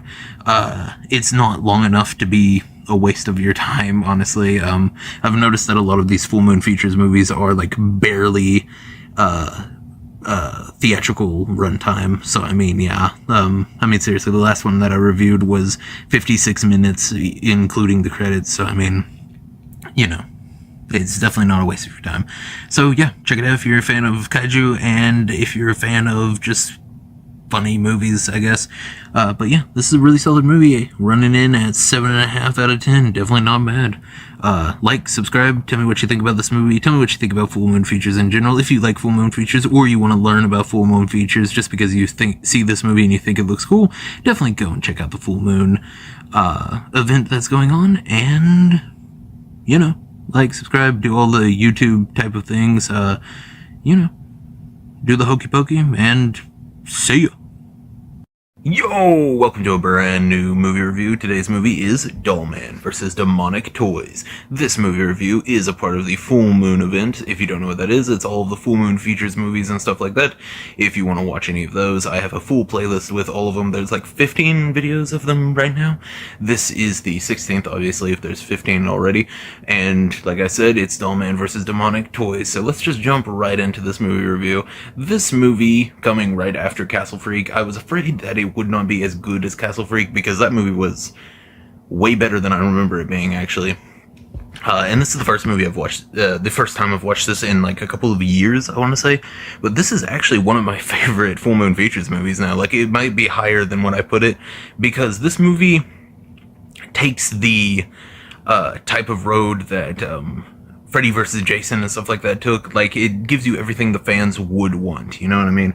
I'll go ahead and tell you about the actual synopsis. This movie is clocking in at 56 minutes, just below actual theatrical time. So this is not like a full-on movie. This reminds me of a fan film. Not in, like, it's cheap or anything, but more like it gives everything that a fan would want, and it's really short. Just like a fan film, basically. It's literally what I would want to make if I could make a movie that was this. This is what I would make. So let's just go ahead and go into the short synopsis of this movie, because that's really all you need. This movie is really short, like I said, and it doesn't have a lot of plot beats. It starts out with a hobo going into the toy factory that the Demonic Toys first movie takes place, and he quickly falls off a trike. It's like less than a foot fall, and then busts his head open like it's like he got shot by a cannon, basically. Bleeds everywhere, brings back the demonic toys. The cop from the first demonic toys, if I'm remembering correctly, I'm thinking it's the first demonic toys, gets there, tries to kill the toys because she was ready for it, because, you know, obviously she was waiting for them, because she was in the first movie, and then they escape. Later, Dollman is going to see another really short person. Not short as in, like, you know, short people, but, like, short as in, like, 1 foot tall type of short. Like, he's 13 inches tall. But yeah, he's going to see the chick from Bad Channels. This is not just a Dollman and Demonic Toys crossover. This is also a Bad Channels crossover. So I'll go ahead and give you a quick synopsis of what that movie is. It's aliens coming in, shrinking women, and then taking them. All of them got unshrunk except her. She is just a waitress that got shrunk by aliens. They quickly form a bond because, you know, they're the only two short people, and Dollman is looking good in this movie. I'm talking scrum-diddly-umptious, baby. Like, I'd take a bite out of that. Yum, yum. I love this actor, though. I freaking love Dollman. Obviously, it was the number 1 in my top 10 list. Also on the Full Moon event, if you want to go ahead and go and watch that. You know what I'm saying? But they get together, you know what I'm saying? Tango, do the dirty tango, the devil's tango, you know what I'm saying? Freaking wampa wampa, awooga, you know what I'm saying? Woo! And then the cop finds them, from Demonic Toys finds them, and enlists Dollman's help because she literally uses the old, I'm a cop and you're a cop, don't we have some type of bond? Like, don't you have to help me? That's a really weird trope in movies. There's a lot of movies where the cop comes in and asks help, but it's a retired cop, and then the retired cop is like, yeah, I have to help my fellow cop. I don't know. Is that something that actually happens in real life? But yeah, they go to fight the Demonic Toys, they get there, and she dies, like, almost automatically, gets killed by the robot one, which is one of the lamest one. The robot one gets killed extremely fast. One of the best lines in this is, only magic can kill magic, bitch.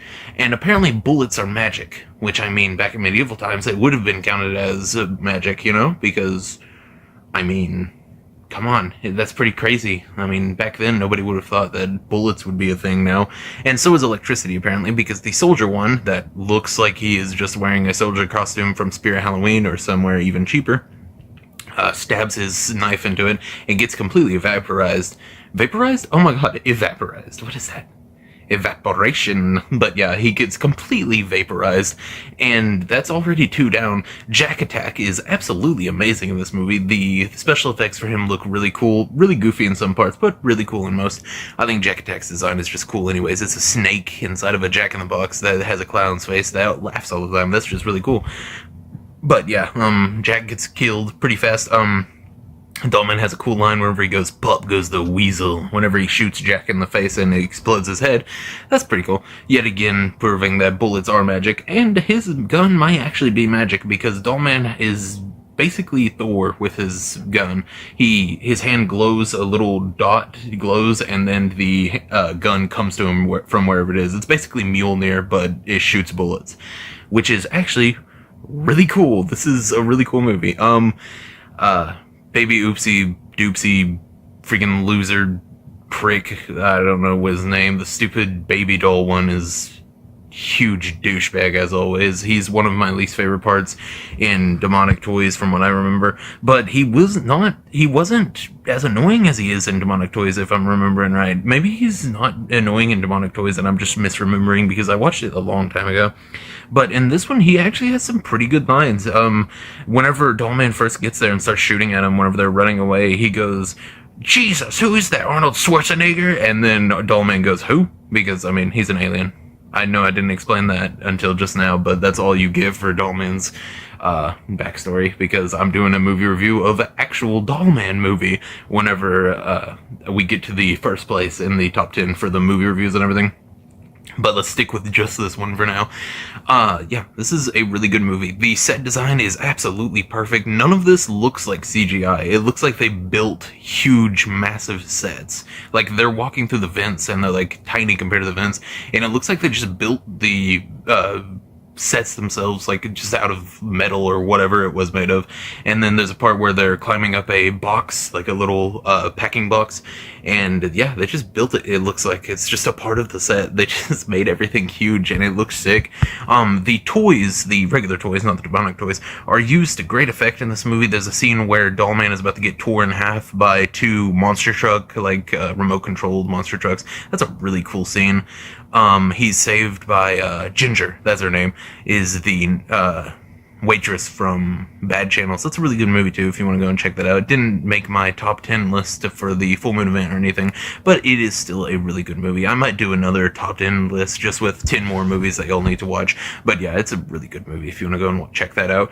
But yeah, Dollman vs. Demonic Toys did not disappoint me, which is impressive because I was kind of expecting the movies that I put up to number one to be maybe a little bit worse than Castle Freak, but this movie was an absolute, I don't know how to explain it. It's everything I wanted from this movie. It is honestly amazing. If you're a fan of full moon features at all, you'll love this. It brings in so many stuff, like a whole bunch of references to stuff. Three movies in one, basically. Even though it's just Dollman vs. Demonic Toys, they throw in Bad Channels in there too. That's freaking awesome. And this is a direct sequel to both movies. I'm pretty sure Dollman and Demonic Toys is what it seems like. And then the Dollman Kills the Full Moon universe also brings this up. So all three of them are combined. These are three of my favorite things that have ever come out of Full Moon Features, and they're all combined in one perfect series of events. If you don't know what Dollman versus Kills the Full Moon Universe is, I made a short video about it. I think I literally just named it Dollman Kills the Full Moon Universe. And if you don't want to watch that video, definitely go and check that out. That is an amazing comic. One of my favorite comic book runs ever, honestly. That might just be because I'm a huge fan of the Full Moon Features universe in general. But yeah, like I said, all the sets in this are amazing. All of them are amazing. The demonic toys aren't annoying whatsoever. It seems like they are way better written than they are in their own movie. If I'm remembering correctly, I might do a demonic toys, like, alone type of review later if you want me to. But, yeah, this movie is absolutely amazing. I actually kind of love it. You know, at first I had this marked as like a 9 out of 10, just like Castle Freak. But now that I'm talking about it more, this is just a really fun time, a really cool, like 80s action film type of stuff with like really good one-liners and everything. It's basically Dollman, but he gets to fight supernatural creatures instead of just thugs and stuff. That's really, really sick. If you haven't seen Dollman, you should go and watch that too. Not yet, because I haven't made a movie review of it. You must be spoiled to everything before you watch the movie, obviously. But yeah, this movie's awesome. This movie is absolutely sick. Yeah, the only thing bad about it is, honestly, is the demonic toys. None of them can talk except Baby Oopsie, and that's kind of boring up until the very ending, because the Dark Lord takes over Baby Oopsie's body, and then he gets blown away by Dollman, and then they leave, and Dollman and Ginger go back to oh my god, what was the town called? Pahuda. I knew there was a reason. I took some notes yesterday. But yeah, Pahuda is such a stupid name. I'd like to go ahead and say that. If this is a real place, I apologize to anyone who lives there, but you live in a place with a dumb name.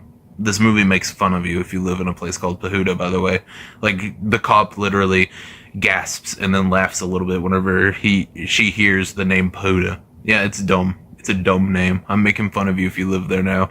But yeah, this is honestly just a really good movie. Like I've said, it feels like it was made by fans, like actual fans. It honestly would not shock me if this was just a fan script and then they turn it into a real movie, because it feels like someone who really loves these two,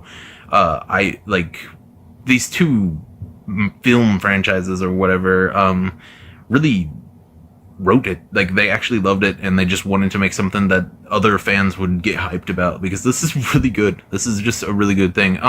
This is definitely a better movie if you like Dollman more than Demonic Toys. Actually, they both get pretty same on the like how often they're shown and everything. The Demonic Toys get taken out pretty quickly, which is kind of weird, honestly, because in their own movie they are pretty durable. But Dollman's gun is like canonically basically just a cannon. Like, it actually just blows humans in half, so obviously these things aren't gonna be able to handle him very much.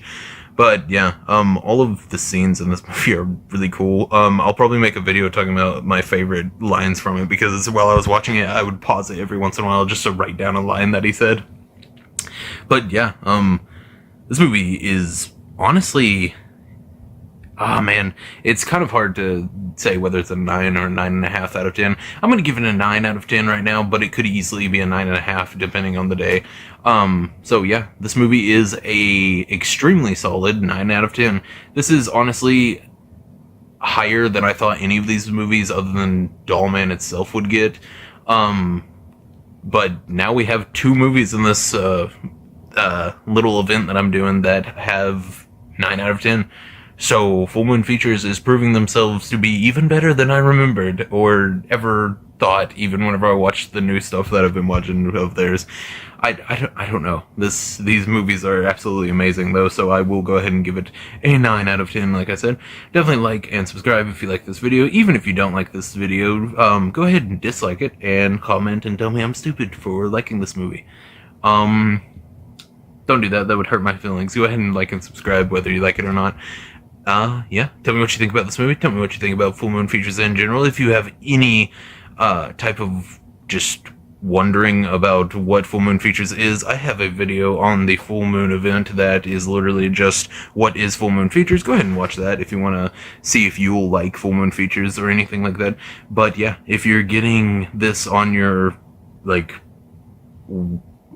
if you're getting this shown to you by YouTube, you probably already like this stuff. So I mean, yeah, watch it all, I guess. Yeah, yeah, 9 out of 10.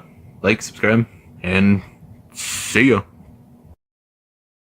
Yo, welcome to a brand new movie review. Today's movie review is over Puppet Master 4. Obviously, I'm pretty sure all of you can see it. This video is a part of the Full Moon event that's going on the channel. If you want to watch any of the other movie reviews or the other videos that I made for it, definitely go and check that out. It has a playlist on the community tab, and yeah, if you want to check that out, definitely go and check that out. But yeah, let's jump right into the movie review with the plot of the movie. This movie features a protagonist that is trying to discover how to make true artificial intelligence, not just something you program and then it follows its programming perfectly. It's actual artificial intelligence that can actually learn and create and have creative ideas and stuff.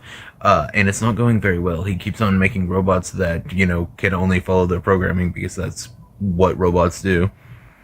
And he eventually gets his girlfriend and 2 other people, one douchebag and one psychic chick. They all come over, and he's pissed about the douchebag coming because, of course he is. Why wouldn't he be?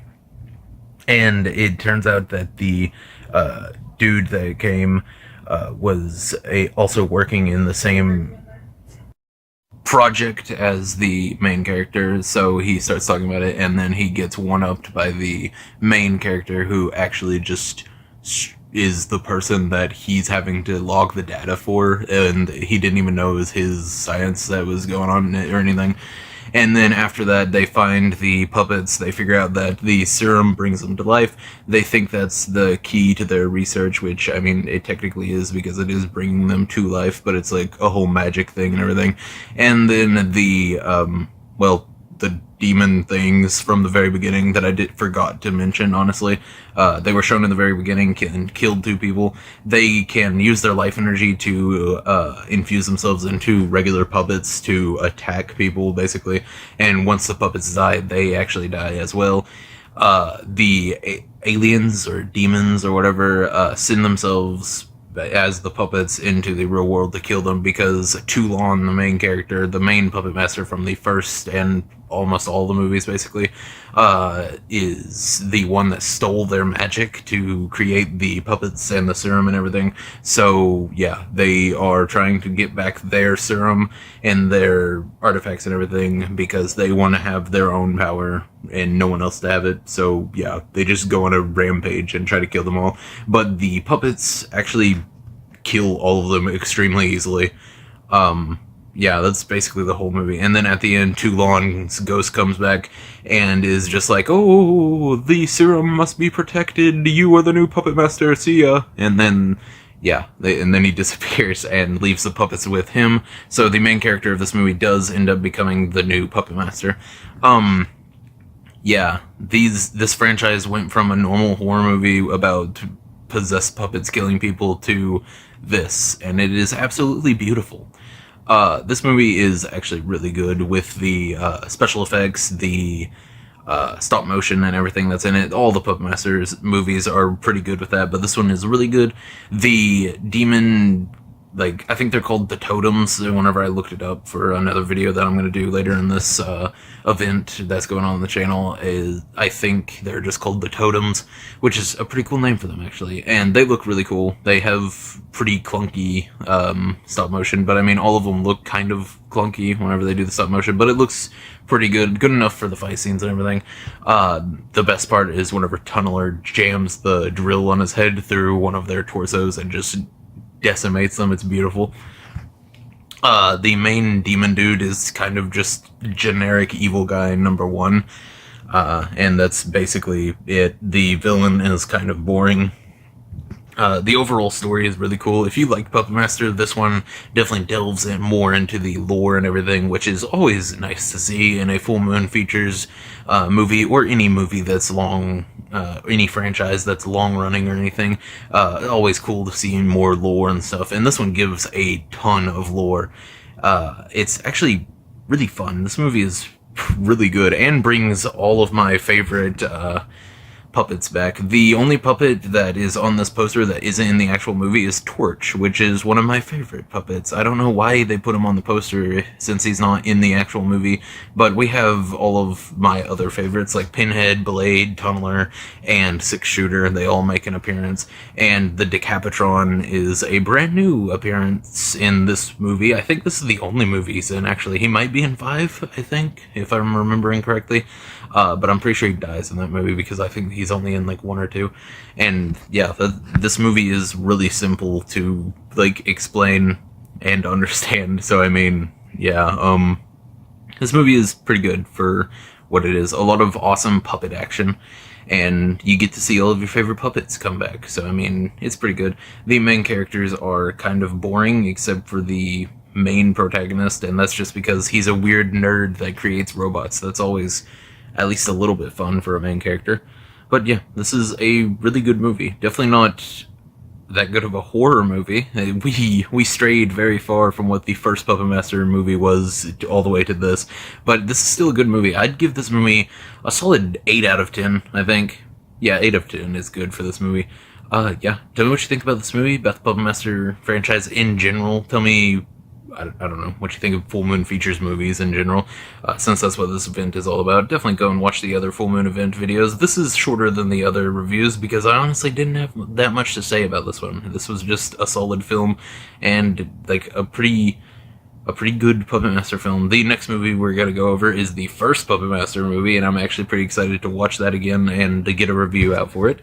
So yeah, definitely stay tuned for that. Like, subscribe, tell me what you think about all of the stuff that I mentioned already, and watch the other Full Moon event videos. See ya! Yo! Welcome to a brand new movie review. Today's movie review is going to be over Puppet Master, the first movie. I already did a movie review over Puppet Master 4. That was yesterday's movie review, and I did do that for the Full Moon event, and this video is also for the Full Moon event. So if you want to go check out those videos, it has a playlist on the community tab called Full Moon Event. So yeah, definitely just stop watching this video and go watch all of those videos if you like Puppet Master. Hopefully you do, since you clicked on this, unless you're just doing it for my beautiful, sexy voice, which I mean, completely understandable. But yeah, let's just jump right into this movie review with the actual plot. This movie stars a ragtag group of psychics, or just random people with kind of psychic abilities. They can all see things, do things. None of them are like, you know, freaking moving stuff with their mind or anything, but they can all like see the future, see dead people, you know, stuff like that. They go to this house of someone else that they had worked with on learning more about their abilities and everything. His name is something. I want to say Miguel. Something like that. I cannot remember his name at all. But yeah, they go into there they are talking about something that they worked on, which was the Andre Toulon puppets, which is they were trying to figure out the Egyptian method of bringing inanimate objects to life, and that's what these puppets are. Andre Toulon is killed in the very beginning of the movie, trying to hide the secret so that it never lands in the wrong hands, but it does, because obviously this movie has to happen. So yeah, Miguel, or whatever his name is, gets it. Now, this movie is more of a thriller than a full-on horror movie. Don't get me wrong, there are some really good kills in this movie, but it is definitely more of a slow burn type of thriller horror movie. And it takes a while for the first kill to happen. Well, other than Andre Toulon, who just shoots himself right in the head. Yeah. So does Miguel, he does, and then he brings himself back with the, never shows it in this movie, but it is a weird green chemical that brings him to life. That is, built upon in the later sequels, but this isn't about the sequels, this is about just the first movie right now. Yeah, this is a really good movie. At the end, all of them die except one of the psychics and Miguel's wife, and Miguel shows himself pretty early in the ending. He's like, hey, yeah, I'm still alive, I died so that I could be alive forever. I have no end now, bro. And yeah, he picks up Jester, which is one of the puppets, and says, I'm done experimenting with these loser dolls, and throws them. Jester turns sad, and Blade and Pinhead just get as pissed as possible. I mean, seriously, they are steaming at the thought of someone messing with their little bro. Yeah, all of the puppets feel like family in this one, actually. Like, they actually seem like they're all siblings and everything. Andre Toulon treats them like they're his children. That's in the later movies. It explains like more about their backstory and everything, and that's I don't know. Right now they're just regular puppets that he owns, so it's fine. But yeah, the later movies make a whole lot more lore for the movies, but this one is definitely a really firm, like, sedimentary concrete for them to build upon for the later movies, and definitely works on all factors. I have no idea what I'm saying. I'm not a reviewer. I just like this movie. This movie's really good, is what I'm trying to say. Miguel, or whatever his name is, can't remember his name. Manuel. Yeah, I know it starts with an M. Maguire. Tobey Maguire? Spider-Man. Okay, I'm just gonna call him Miguel. Yeah, for now he's just Miguel, until I maybe look it up later. But yeah, yeah, this is a really good movie. All the kills are really cool. There's one puppet that I've always thought was weird, and that's Leech Woman. She is just the creepiest thing ever, and it makes no sense how her power works, because she spits up leeches, giant leeches, and she has like an infinite amount of them in her. I know it's like magic and everything, so maybe she just spawns them out of nowhere. And this movie really makes me think about another movie that I did for the Full Moon event, which is Dollman vs. Demonic Toys, and one of the demonic toys in that movie says you can't kill magic without magic, and I think that works really well with these puppets, because Miguel pulls his head off, like Pinhead's head off, before throwing him, and then Pinhead just gets up and puts it back on. Like, these dudes aren't going to be put down without magic, and I think that's cool, because I choose to believe that they, like, saw that far into the future and were like, yeah, that'll be a cool line for that movie. So yeah, I don't know. The ending kill where they kill Miguel is definitely the best one. Pinhead punches him down. Blade cuts off a few of his fingers, stabs his hand into the elevator floor, and then Tunneler, one of my favorite puppets, drills straight into his throat, and then Leech Woman goes over there, throws a leech in his mouth, and Jester is completely forgotten, which is really sad. I wish Jester would have gotten like the last throat slash or something. Jester is definitely the one that is more timid in this one, and most of the ones going forward. I honestly, the only time I can remember him ever getting violent is in the Dollman Kills the Full Moon Universe comic, where Dollman makes them all kill each other, and Jester is the one that ends up surviving, which I think is probably a play on how timid he is in all of these movies, maybe. Unless I'm misremembering, and in the later movies he becomes just the most brutal killer ever.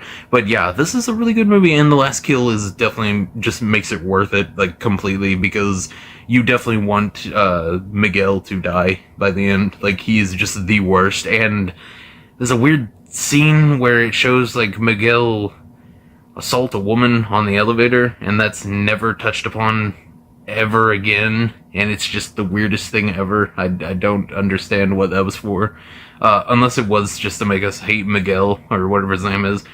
But yeah, if it was just to make us hate Miguel, that makes sense, I guess.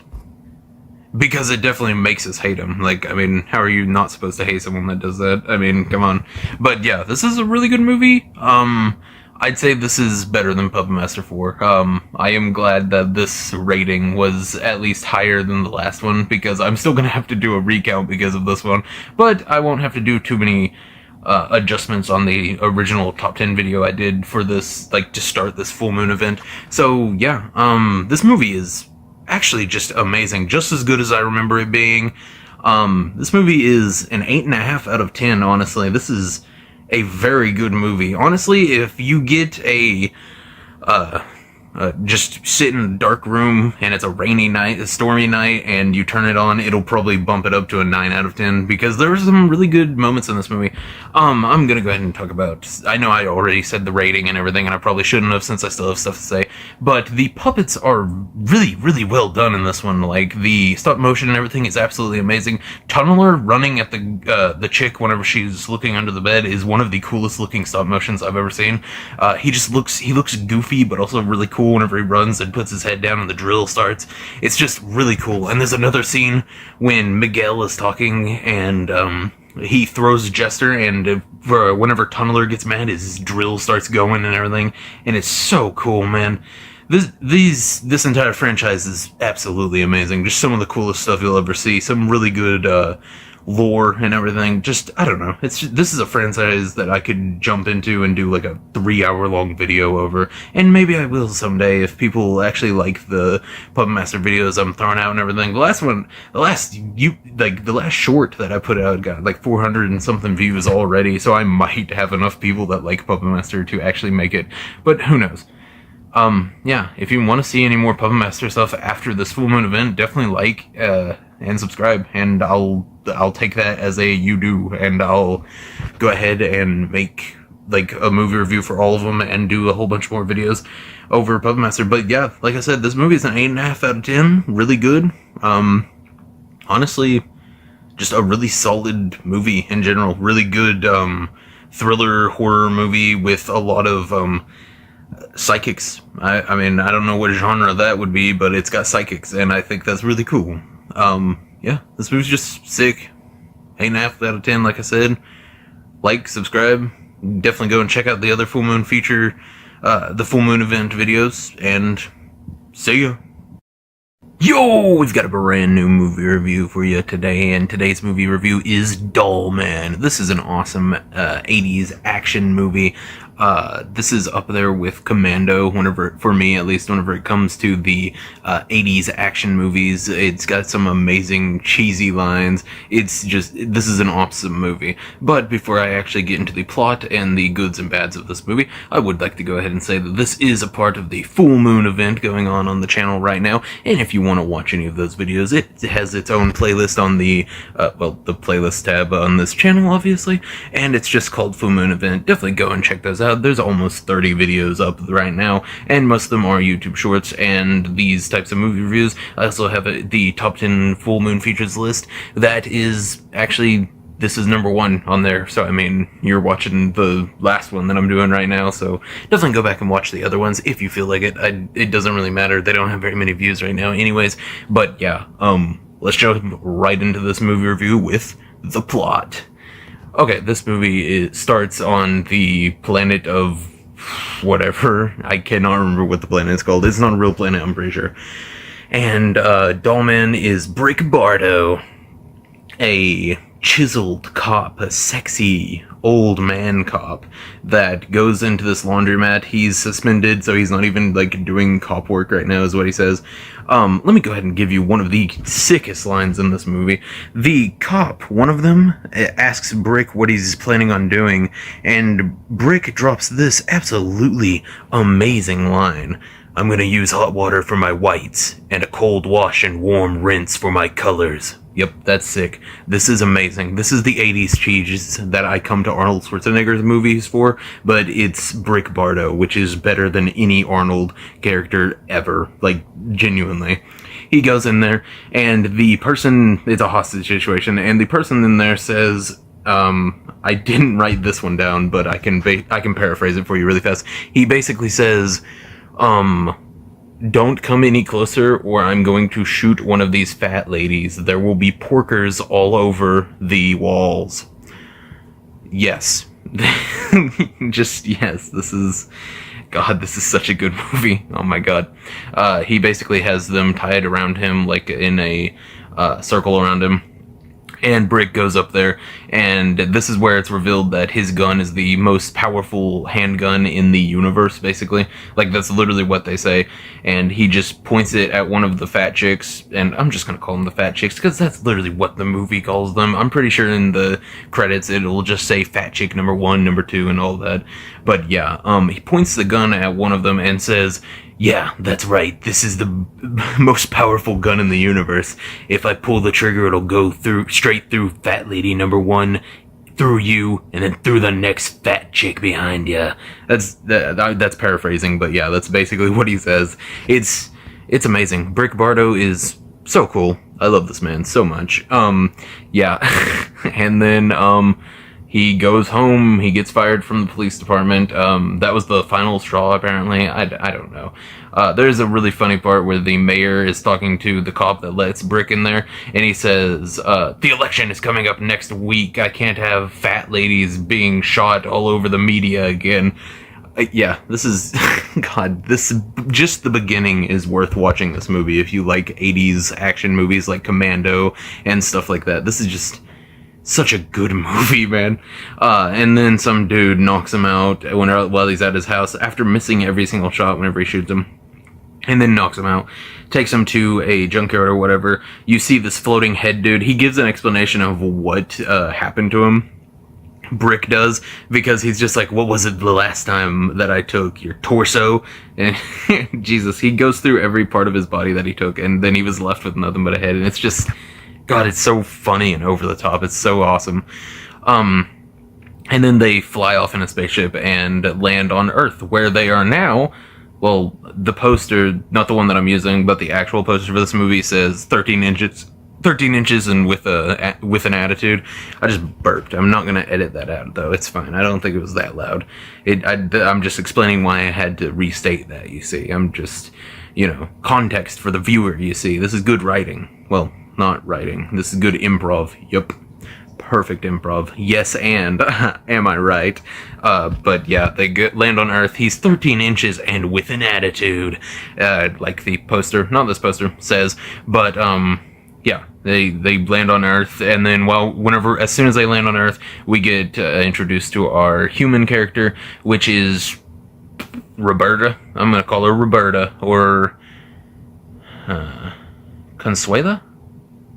No. You know who Consuela is. If you don't, you just don't know her by name. It's the maid from Family Guy. It's funny, okay? But, yeah, I'll just call her Roberta in this, I guess. Roberta is shown automatically just bullying a poor drug salesman on the side of the street. Poor guy's having to peddle drugs, and she walks up and grabs the nearest giant rock, like a huge rock, like she's about to bash his skull in because he's selling drugs on her street. It's actually a really funny, really cool introduction to her. She's just like, I am sick of your crap, my dude. You guys are on my street selling drugs. Not like her street, like she owns it, like she's a rival gang or anything, but her street, like it's her neighborhood, you know what I mean.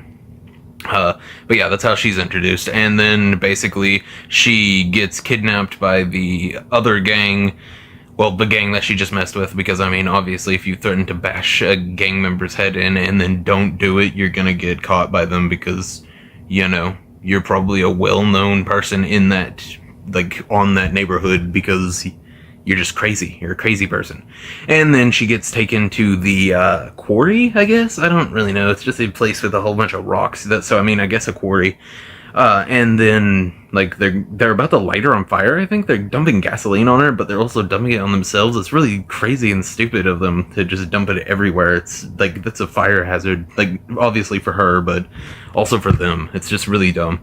And then Dollman gets out of his spaceship. He wakes up, gets out of his spaceship. He's just like, giants, I hate giants. And then shoots them. He kills one of them. One of them gets injured bad enough to where he's definitely about to die. And then the other one runs away. I'll call him Miguel. Yes, Miguel's fine for him, I guess. Roberta walks over there, grabs his spaceship, and takes him home. And then her son is like, oh, it's an alien. And the mom Roberta's just like, no, that's crazy. Whenever it's a 13-inch man in a spaceship using a gun, a little tiny gun that's like G.I. Joe sized, and it's blowing holes through people. Like, it blows someone's arm off in this movie, like, with one shot. He's an alien, my dude, come on. And then, yeah, everything else happens. The gang members find the dude that's on a hoverboard, and it's just a head.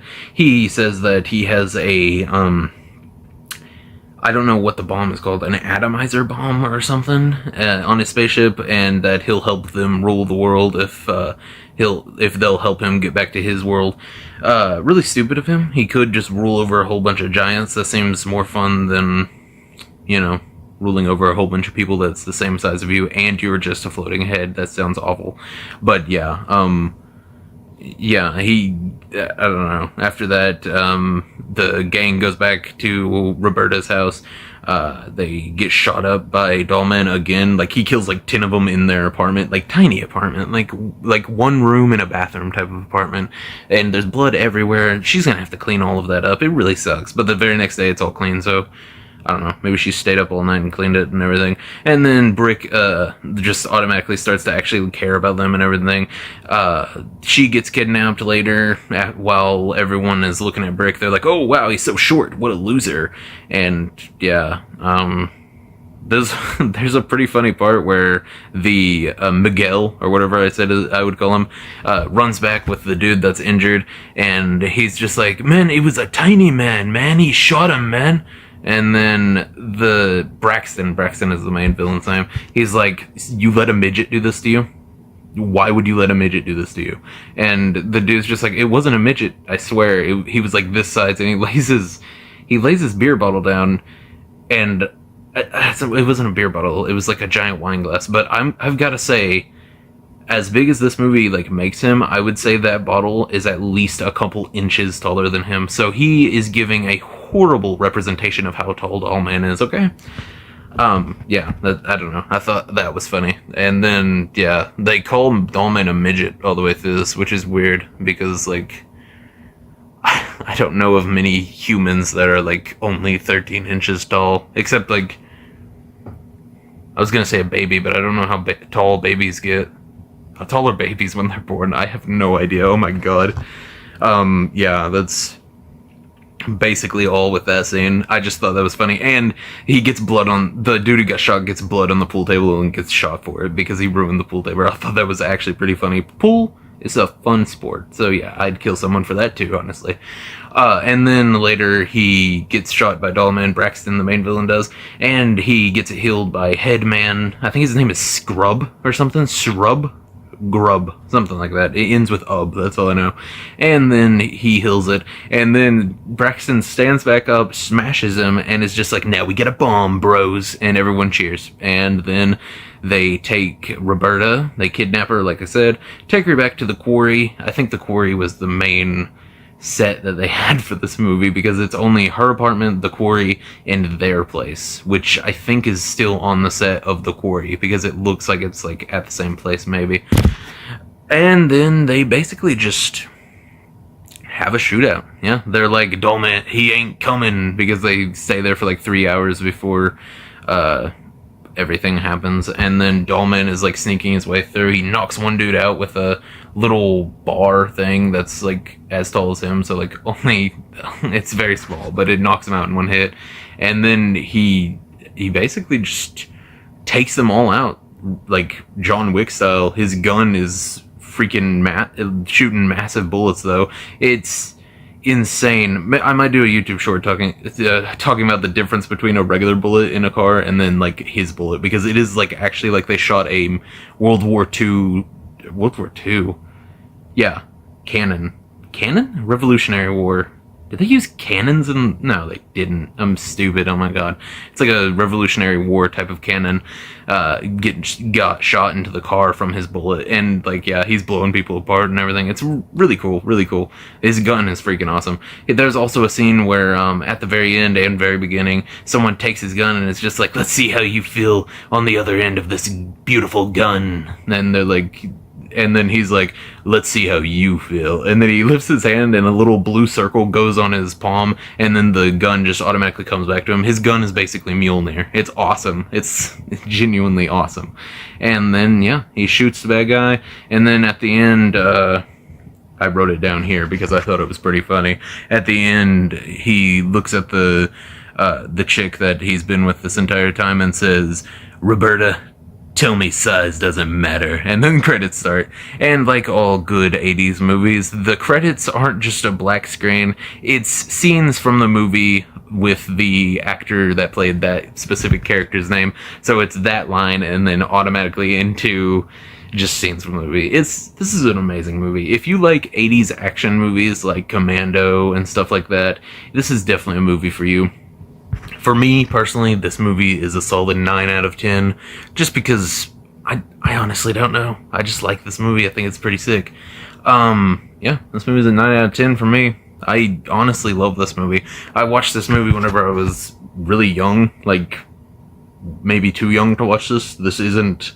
I know I made it sound like a normal 80s, like, action movie, but this is a lot more violent and a lot more cussing than most like movies like that.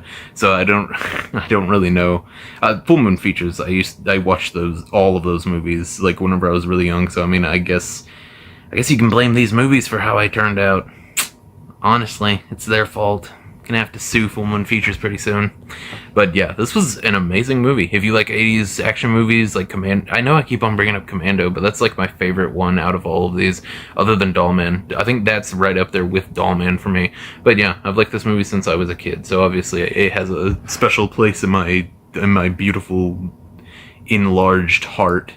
Yeah, it's just a really good movie. Like, subscribe, do all that stuff.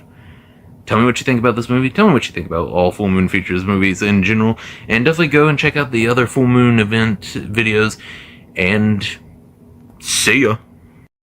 Yo! This is a top 10 recount for the Full Moon event that's going on the channel. If you don't know what that is, I started out with a top 10 Full Moon Features movie thing, just a top 10 list, and then I did a movie review for every single one of those movies, and now I'm here for a recount. I honestly did not expect to need a recount, to be honest, but I did end up needing to have a recount, so that's what this video is going to be.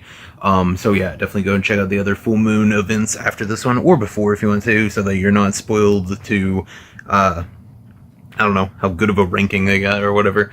But yeah, you can definitely go and check those out and then come back, or just watch this and then check those out. It doesn't really matter what order you watch them in.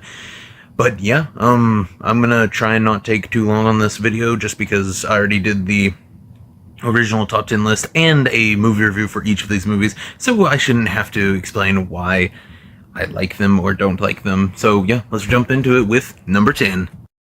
Number 10 spot still goes to The Ginger Dead Man. This movie is not very good, but it is fairly entertaining. Number 9 is Zarkor the Invader. Zarkor the Invader was originally number 4, just because that was the one that I'd seen the most recently before I made that original top 10 list. But yeah, it definitely dropped down pretty low, not because it's a bad movie, but because all the other movies are just significantly more interesting, better written, funnier, more interesting, just better. Yeah, honestly, it got that high just because it's a kaiju movie, but it's not that good of a kaiju movie, if you know what I'm saying. It's not bad, but it's definitely not as interesting as any other kaiju movie. Even Craw, the Sea Monster, which is the only other movie that Monster Island Productions, which was the subsection of Full Moon Features that made this movie, made, is just as interesting as this movie, if not more interesting. So yeah, it dropped pretty low because now it's number 9. Evil Bong is now number 8 on this recount, just because it went up 1 because, Zarkor had to go down 1. This is like the smallest change from the ones that actually got changed, but yeah, like I said in the original top 10 and the movie review, this is just a really funny, really entertaining movie about a possessed bong, and then the later movies reveal that it's an alien bong, which is even better, honestly. But yeah, this is just a pretty good movie. Tommy Chong makes an appearance at the very end, closer to the end, and actually ends up saving everyone. It's a really good movie. I don't know. It's honestly just worth watching just for the ending with Tommy Chong. But yeah, it's really good, actually. Head of the Family is in the number 7 spot now. It was at number 8, but like I said, Zarkor made everything go up at least 1, except for some of the later movies that skyrocketed from the very bottom to the very top. But like I said, it went up 1 because of Zarkor just not being as good as it. This is just a really good crime drama kind of horror movie. I don't know why I stuttered so much there. Jesus. Kind of horror movie. I'd say the only horror-esque type of thing that happens is, well, I mean, what Myron looks like. Look at him, he looks like if Stephen Hawking and MODOK came together and fused to make a disgusting, horrible creature.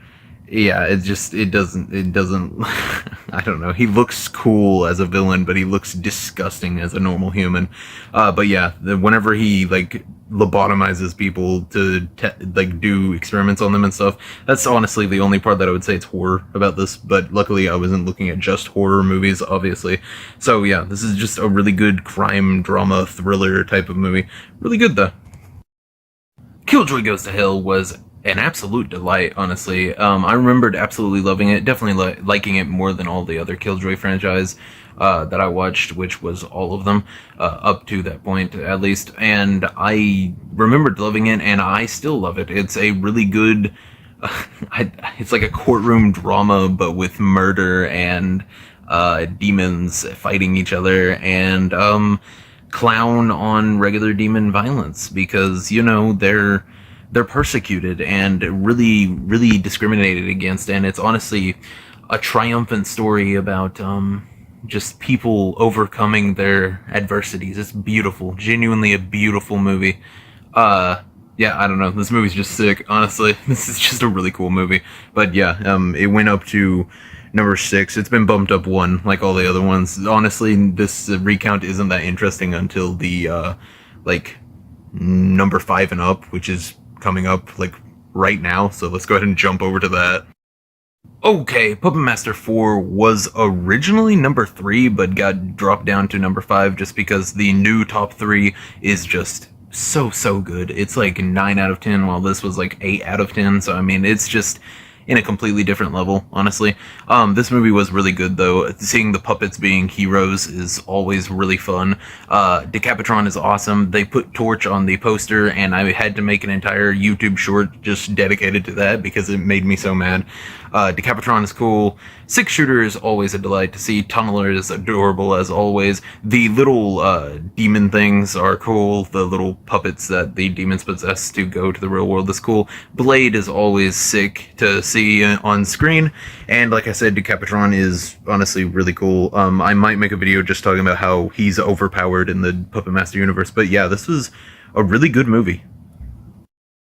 Okay, in this recount, Puppet Master is sitting at number 4, right above Puppet Master 4, which isn't too much of a change because it was right above Puppet Master 4 in the first top 10 video, but it has been downgraded to 4 while it was at number 2 last one. But, I mean, Zarkor the Invader was up at, 4 last time, so, I mean, you know, obviously some huge changes had to be taken at the top. But yeah, Puppet Master is one of my favorite horror movies in general. It's just a really good movie, especially if you're into the possessed killer doll type of thing, and the lore as the series goes on and everything gets absolutely insane. It's actually really cool. If you like anything I just talked about, definitely check out the Puppet Master franchise just because it's really cool. It's just an awesome franchise in general. The lore gets really goofy, wacky, completely bonkers, bro. But yeah, it's just a really good movie. Castle Freak actually had a huge jump up on the whole entire top 10 list because it was originally number 6 and now it's all the way up at number 3. It's above Puppet Master, which I honestly was not expecting. It had been a while since I watched Castle Freak before I rewatched it this time, and I genuinely thought I would enjoy Puppet Master more, but this is a really cool horror movie. Like, there are some actually really creepy scenes. If you want to hear me talk about it more, definitely go and watch the movie review, or just watch this movie yourself. This is one that I would say you definitely should watch. This is just a really good horror movie. You just turn this on a stormy night or something, turn out the lights and eat some popcorn and watch this. That would be an absolutely amazing time, because this is just a really cool horror movie. Thriller, horror, mystery horror, body horror in some parts, just because of the freak and how freaky he is and how freaky he gets. Bro is a horn dog, okay? Dollman is at number 2 in this recount, and that's weird. This is the one movie I didn't think would go down, but the next, like, actual number 1 on this recount will make it make a little bit more sense because, well, I mean, you'll see. But, yeah, Dollman is a really good movie. This is, like, my favorite 80s action movie. This and Commando are, like, my 2 favorites whenever it comes to those types of movies. This just has all of the cheesy lines and awesome gore and just action that you would expect from these types of movies. And it's all in a weird sci-fi package. So, I mean, it's everything I love put into one movie. This is, like, my favorite 80s action movie and one of my favorite movies in general. And the number 1 spot will probably make more sense whenever you actually see what it is, because, yeah, it also has Brick Bardo, which is Dollman, if you don't know. If you didn't know that, you're a loser. Nerd. The number 1 spot goes to Dollman vs. Demonic Toys, and this should clear up why Dollman went down 1, because this movie is just everything I ever wanted from this movie. It really seems like something that someone who was a fan of Dollman and Demonic Toys made, because like I said in the movie review for this, I'm not a big fan of Demonic Toys. I think the one character that can talk, or the one killer in that series that can talk, is the most annoying douchebag ever. And I know that's how they're supposed to be written, but I think it's just annoying and hard to listen to. Jack Attack's laugh is cool sometimes, but it's the only thing he can do, and it's the only thing he does, unless he's slithering around killing people, and even then he's usually laughing while he does it. Zero stealth ability is what I'm saying about Jack Attack. And then the robot one is just a tank ripoff of Torch from Puppet Master. So, I mean, yeah, I love Torch, but yeah, that's not good. That's just a ripoff of Torch, and it makes me angry. But this movie makes the Demonic Toys actually cool. Like, actually really cool. Even the one that I usually hate is actually pretty funny, pretty witty, pretty hip-witted, you know what I'm saying? And this movie brings in not only Dollman and Demonic Toys, but also brings in a not brand new character, but brand new to these 2 franchises, which is, Ginger. I almost forgot her name, but Ginger from the Bad Channels movie. If you don't know what Bad Channels is, alien comes down and shrinks a whole bunch of chicks because they're trying to steal them and everything. It's a cool movie. I don't know. Go and watch it. It didn't make the top 10 either time, but I mean, I don't know. Go and check it out. It's a pretty funny movie. But yeah, this is just a really good movie. I'd say this is basically everything you'll want if you like Demonic Toys and Dollman. I know that's a really niche audience that actually likes both of those, let alone one of them. But yeah, this is everything I wanted from this movie, and it's only 56 minutes. It blew through the time that it was. I don't know what I was saying there, Jesus.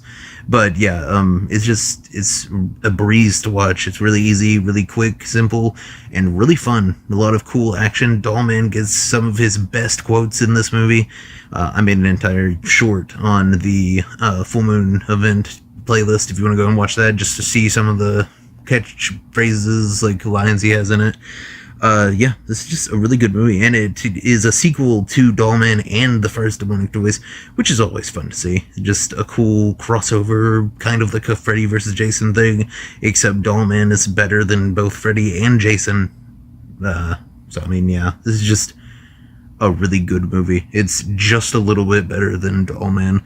Honestly, depending on the day, I would say that either of them is interchangeable for the first and second place, depending on which one is top for me that day. But yeah, that's just a really good movie. I don't know. It's just a really sick movie. That was the end of that whole top 10 recount. I hope you liked the video. Like, subscribe, all of that stuff. And tomorrow will be the very last video for the full moon event. I think that's going to be a tier list of all of the villains from all of these movies. Definitely tune in for that if you liked the full moon event so far. Even if you don't, tune in for it because, you know, I don't know. I think it'll be a fun time just to do a tier list for all of these crazy, kooky quacks. Yeah. I don't know. Just, I don't know. Like, subscribe, comment what your favorite movie out of all of these are. I don't know. Just tell me if you like full moon features. No one seems to even know what they are, honestly, except me. I'm the only person smart enough to see how beautiful these movies are. But yeah, like, subscribe, and tune in for that tomorrow, and see ya.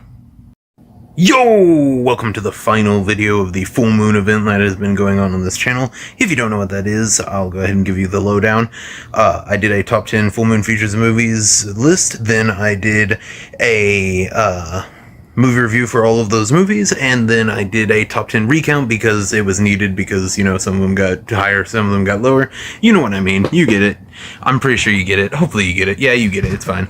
And then this last video, I left it up to you guys in a poll, and mostly all of the votes went towards this, which is a tier list of all of the villains and killers and stuff from all of the movies that I reviewed. So, yeah. This is the last video of the full moon event. If you haven't watched any of those, definitely go and check out the playlist that's on the channel. And if you don't want to do that, then yeah, just hang out here and watch this. I thought this would be fun. I posted this exact tier list on the community tab earlier today. So, oh, flipped over. Uh-oh. That's fine. I don't need to, that's absolutely fine, I'm pretty sure, hopefully. Yeah, I posted that on the community tab if you want to do this alongside me. Just if you want to do it, I thought it was pretty fun to make, so hopefully it'll be pretty fun to do. You can just ignore that the screen flipped and everything, but yeah, we have 24 to rank on the tier list, and the tiers are from S to D: The Puppets Master, The Good Stuff, Demonically Mid, Freakishly Mediocre, and Incompetent, Inadequate, Inept, and Lacking in a General Sense of Evil. The Puppets Master is obviously a Puppet Master reference.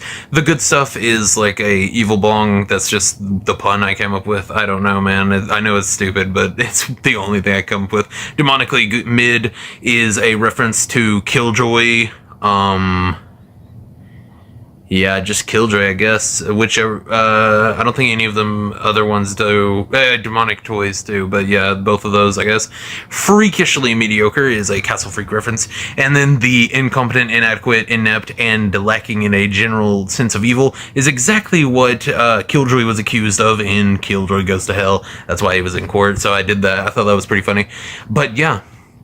Let's start it off with Zarkor. Zarkor has basically absolutely no character. He looks cool, kind of. He's nothing too big or anything. It seems like something you could easily find in any kaiju movie, just as a background kaiju, honestly. I'd say Zarkor is demonically mid, honestly. He's about as mid as you can get with a kaiju. Pretty cool design, but nothing to call home about, you know. Next we have Otis from Head of the Family. Otis was yet another one that had basically no character. The only thing that makes him... man, he might be lower than... yeah, he's lower than Zarkor. At the very end, he gets the girl, but that's also her using a mentally challenged man for his money. So, you know, not the best thing in the world. Next we have Willer, whatever his name is. Willie Willer. Willie from,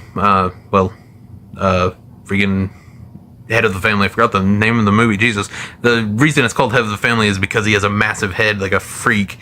Yeah, I think he's actually just down there at freakishly mediocre. Yeah, he's down there. Next one we have is Punchy from Killjoy. I actually absolutely loved this man. He goes in the good stuff. He's definitely A tier, I think. Man, Otis is kind of below him, actually. Yeah, I'm sorry about having to change something already, but it's fine.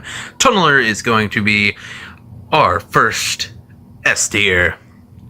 Tunneler has always been one of my favorite puppets from the Puppet Master franchise, and I didn't say this at the beginning, I probably should have, but this tier list is going off of just the movies that I watched, like, for the top 10 and everything, the ones that I reviewed for the Full Moon event. I might do, after I do all of the movie reviews for all of the Puppet Master movies, I might go back and review all the puppets throughout the entire franchise, but right now it is through just these movies, and Tunneler got the best moments in all those movies. Torch was just on the poster. It's sad, but he wasn't even a character, to be honest. He was just on the poster. They put him on the poster and tricked me into watching it because of it. Not really. I was going to watch it either way, but you know. Castle Freak is yet another one that I think is definitely B tier. Or A tier, yeah. It's S and then A, yeah. It's a weird how tier lists do it. But yeah, he's definitely A tier, I'd say. He's not bad by any means. He is in a very good movie. He's very creepy looking, very cool, very intimidating. Everything that a horror movie villain needs to be. He just doesn't have that much of a character because he can't speak and he only grunts a few times and stuff like that. But he is a very interesting and very cool looking villain. He's a very cool, grotesque monster. Okay, Six Shooter. Now we're getting into something that I absolutely loved. Six Shooter has always been one of my favorite puppets, and Puppet Master 4 has one of his coolest moments where he lassos a demon and it gets electrocuted by the lightning that they have coursing through this wire. If you don't understand what any of those words mean, go ahead and watch the Puppet Master 4 review, I guess. Or just watch Puppet Master 4 for yourself. You definitely should. Demonic Toys. This toy's name is Mr. Static. Really thought I wouldn't have to look at my notes for any of this because I wrote down all of their names and then got pictures of them and everything for the tier list, but I didn't think I would need their names. Mr. Static is one of the most nothing characters ever. The only reason he's above Torch in this is because Torch wasn't even in the movie that he was on the poster for. I just thought I'd throw him in here so that I could gripe about him not being in the actual movie just a little bit more, you know what I mean?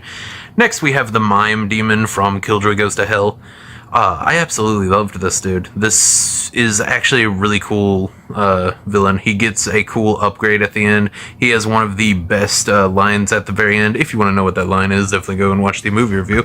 I'm not going to give away everything from those videos because, honestly, they don't have enough views for me to do that without losing a whole bunch of people that would have watched it in the first place. Mephisto. Mephisto is only above Torch in this because he's actually in the movie. He's not a puppet or anything, but they show the Puppet Masters, like from the 1930s, the poster for his puppet show, and he's on it. Which, you know, I don't know, at least he's in the actual movie on screen for a little bit, even if it is just the poster. And then Mr. Static is just above him because, well, he's actually a character in the movie. He gets shot right on the spot and dies automatically in the movie, but it's fine. Okay, now we have Myron. Myron, like I said in the... I did a thing talking about his best line, a little YouTube short that's on the Full Moon event playlist. I liked Myron. Myron's cool. He has a cool way of talking and a really cool line that you should definitely go and watch that YouTube short to see what it is. Yeah. Okay, Killjoy himself. In most of the Killjoy movies, I would say he is absolutely the worst. He's just dumb and cringe. But in Killjoy Goes to Hell, they gave him a huge upgrade, and I am not surprised that it's always been my favorite, to be honest. It's just better in every way. Now we're going on to Blade. Blade is automatically right below Six Shooter in S tier just because of his design. His design is absolutely amazing. I have owned a Blade mask from, I think it was Spirit Halloween or something like that, and I have not opened it at all. It's still in its packaging and stuff just because it looks so cool. I'm just waiting for a time to open it up. Maybe if I do a sequel to this Full Moon event, if it does a little bit better than it's doing right now. Maybe I'll do a sequel, and then we can get me actually on screen, talking without, being behind a keyboard or whatever. You know what I mean. Actually showing off my face like a true brave warrior. But yeah, Blade, like, design alone is just automatically S tier. Not as good as Six Shooter or Killjoy, just because they have a better personality. But in the first and fourth movie, especially the first one, Blade has a lot of movement in his eyes and facial features and stuff, to where whenever he gets angry or bloodlusted, the little drills in his eyes pop forward, or if he's shocked, it pops forward. It's really cool. Next we have Batty Boop. Batty Boop is... I don't know, man. I'd say mid. Batty Boop is so mid. She's slightly annoying with the way she talks, but she has a cool character, so she's like mid, I'd say. Evil Bong, can't remember the Bong's actual name. I would honestly... Man, I don't know. The Evil Bong is just...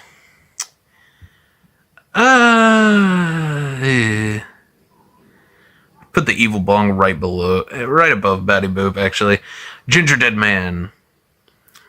He can be entertaining sometimes, so I'll put him... You know what? I actually liked him. The movie wasn't that good, but the Ginger Dead Man, played by Gary Busey, was pretty funny, pretty good. I think right below Punchy is fine, honestly. Yeah, right below Punchy is absolutely perfect for him. Jester in these... Oh, went down on accident. Oh yeah, perfect. Jester in these, like, first ones isn't that good, to be honest. He's kind of lame. He reminds me of a pacifist, the way he doesn't want to hurt anyone and stuff. Which, like I said in the Puppet Master review, I think that might have been what they were going with in the Dollman Kills the Full Moon universe, with him killing all the other puppets whenever he forces them to have a battle royale, just because, he has a lot of pent-up aggression and stuff, unless I'm misremembering, and in the later movies, Jester becomes a full-on just serial killer, crazed murderer type of person.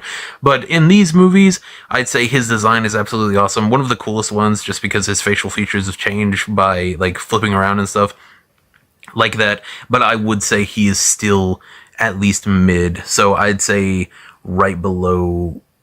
right above Batty Boop. His voice is less annoying than Batty Boop, sorry.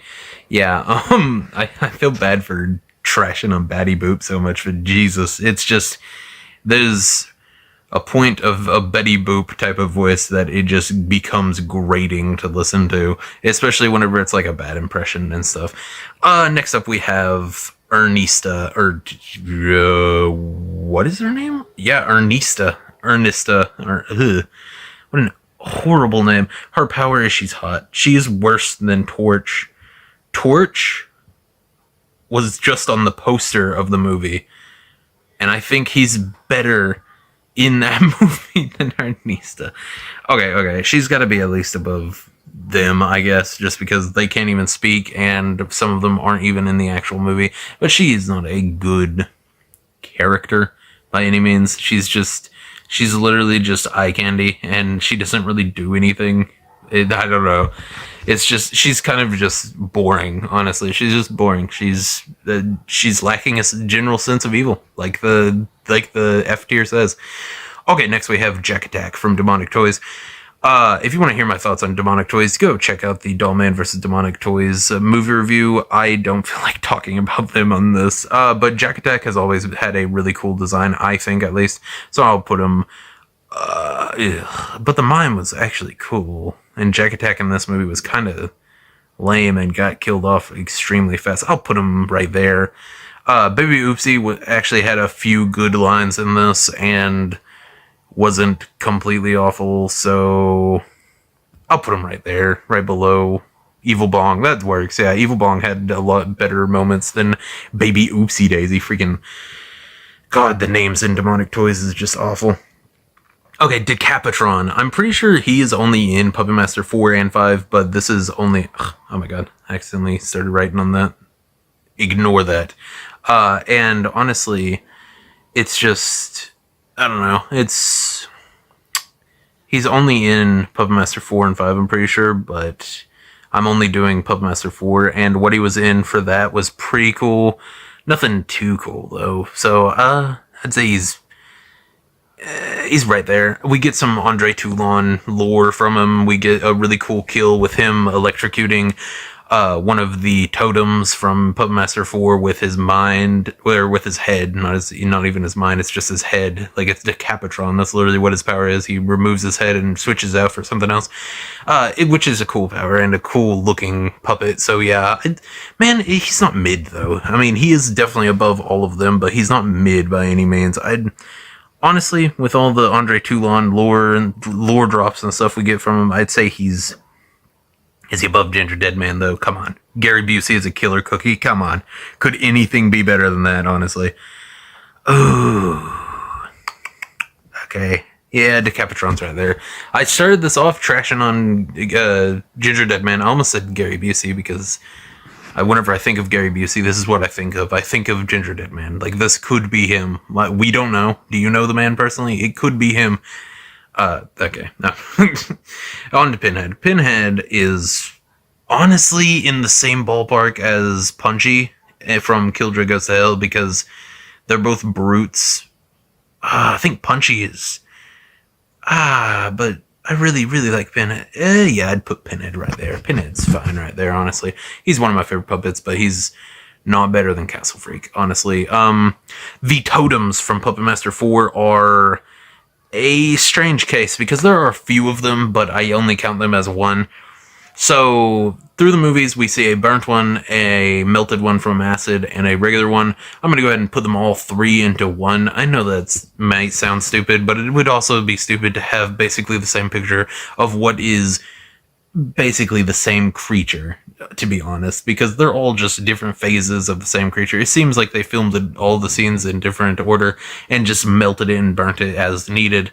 Unless they had, like, actually just a whole bunch of these made, which maybe they did. Full Moon Features is literally the best at these puppets and stuff, so I mean, they actually might have. Who knows, honestly. But, yeah.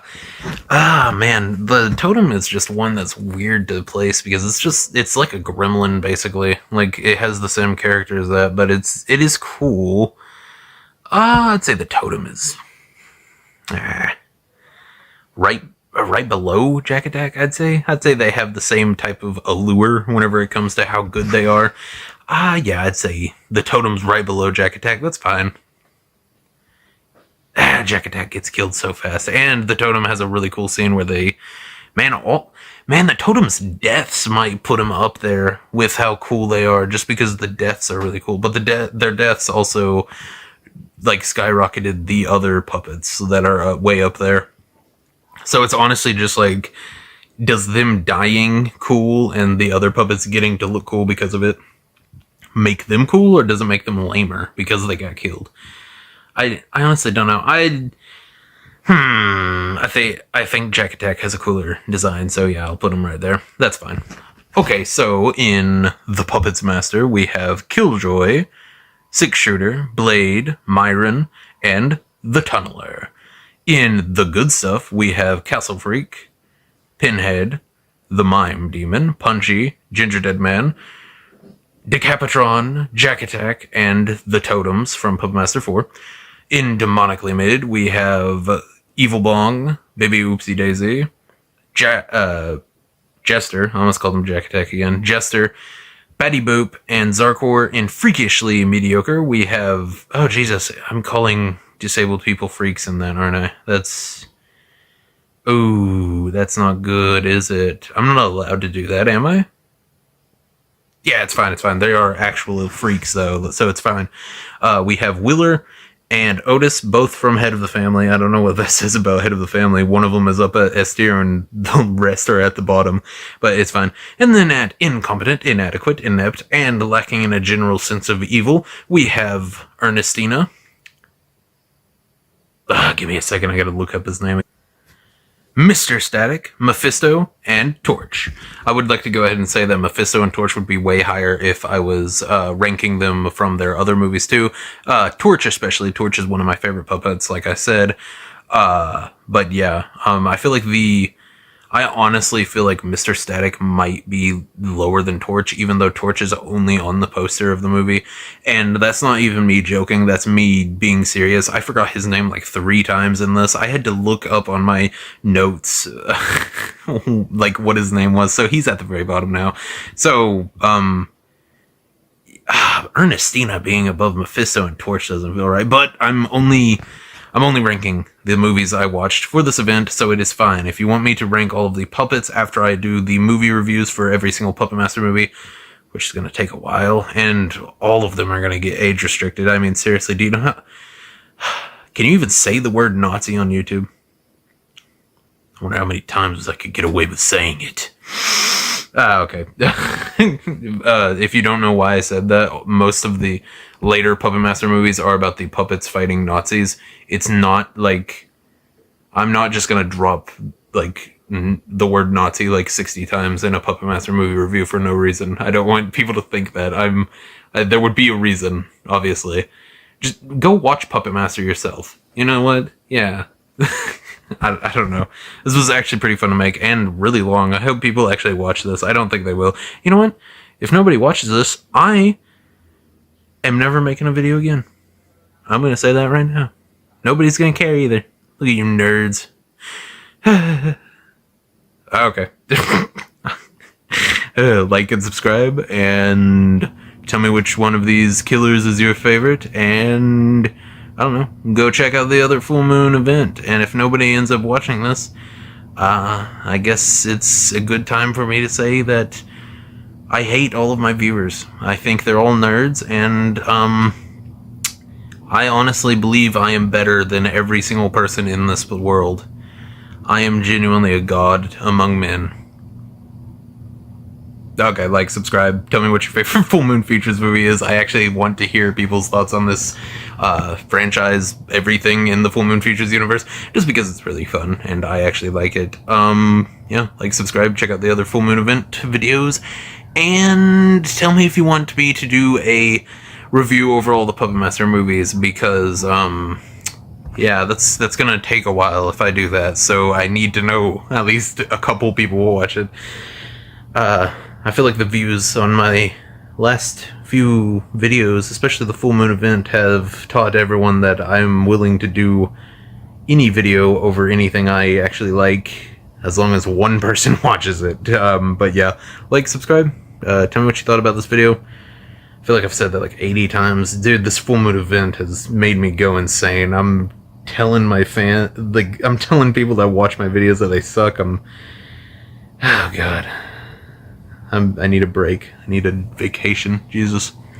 Yeah. This Full Moon event took a while, but it was actually really fun. So, I don't know. Go watch a Full Moon Features movie. Even if you don't want to watch my other Full Moon videos, definitely go and check out the top 10 that I made, because they're all really good movies, except Ginger Dead Man. That's like, I think I gave that a 6.5 out of 10. That's, I mean, I don't know. If Gary Busey as a killer cookie makes you wet in the trousers, you can go watch it, I guess, but I mean, you'd be like me at that point, and God, I can tell you right now, you would not want that. But yeah, I don't know, like, subscribe. Jesus, I'm saying it again. One last time, so I don't go on another rant about something. Like, subscribe, do all the YouTube stuff, watch my other Full Moon event videos if you want to. See ya.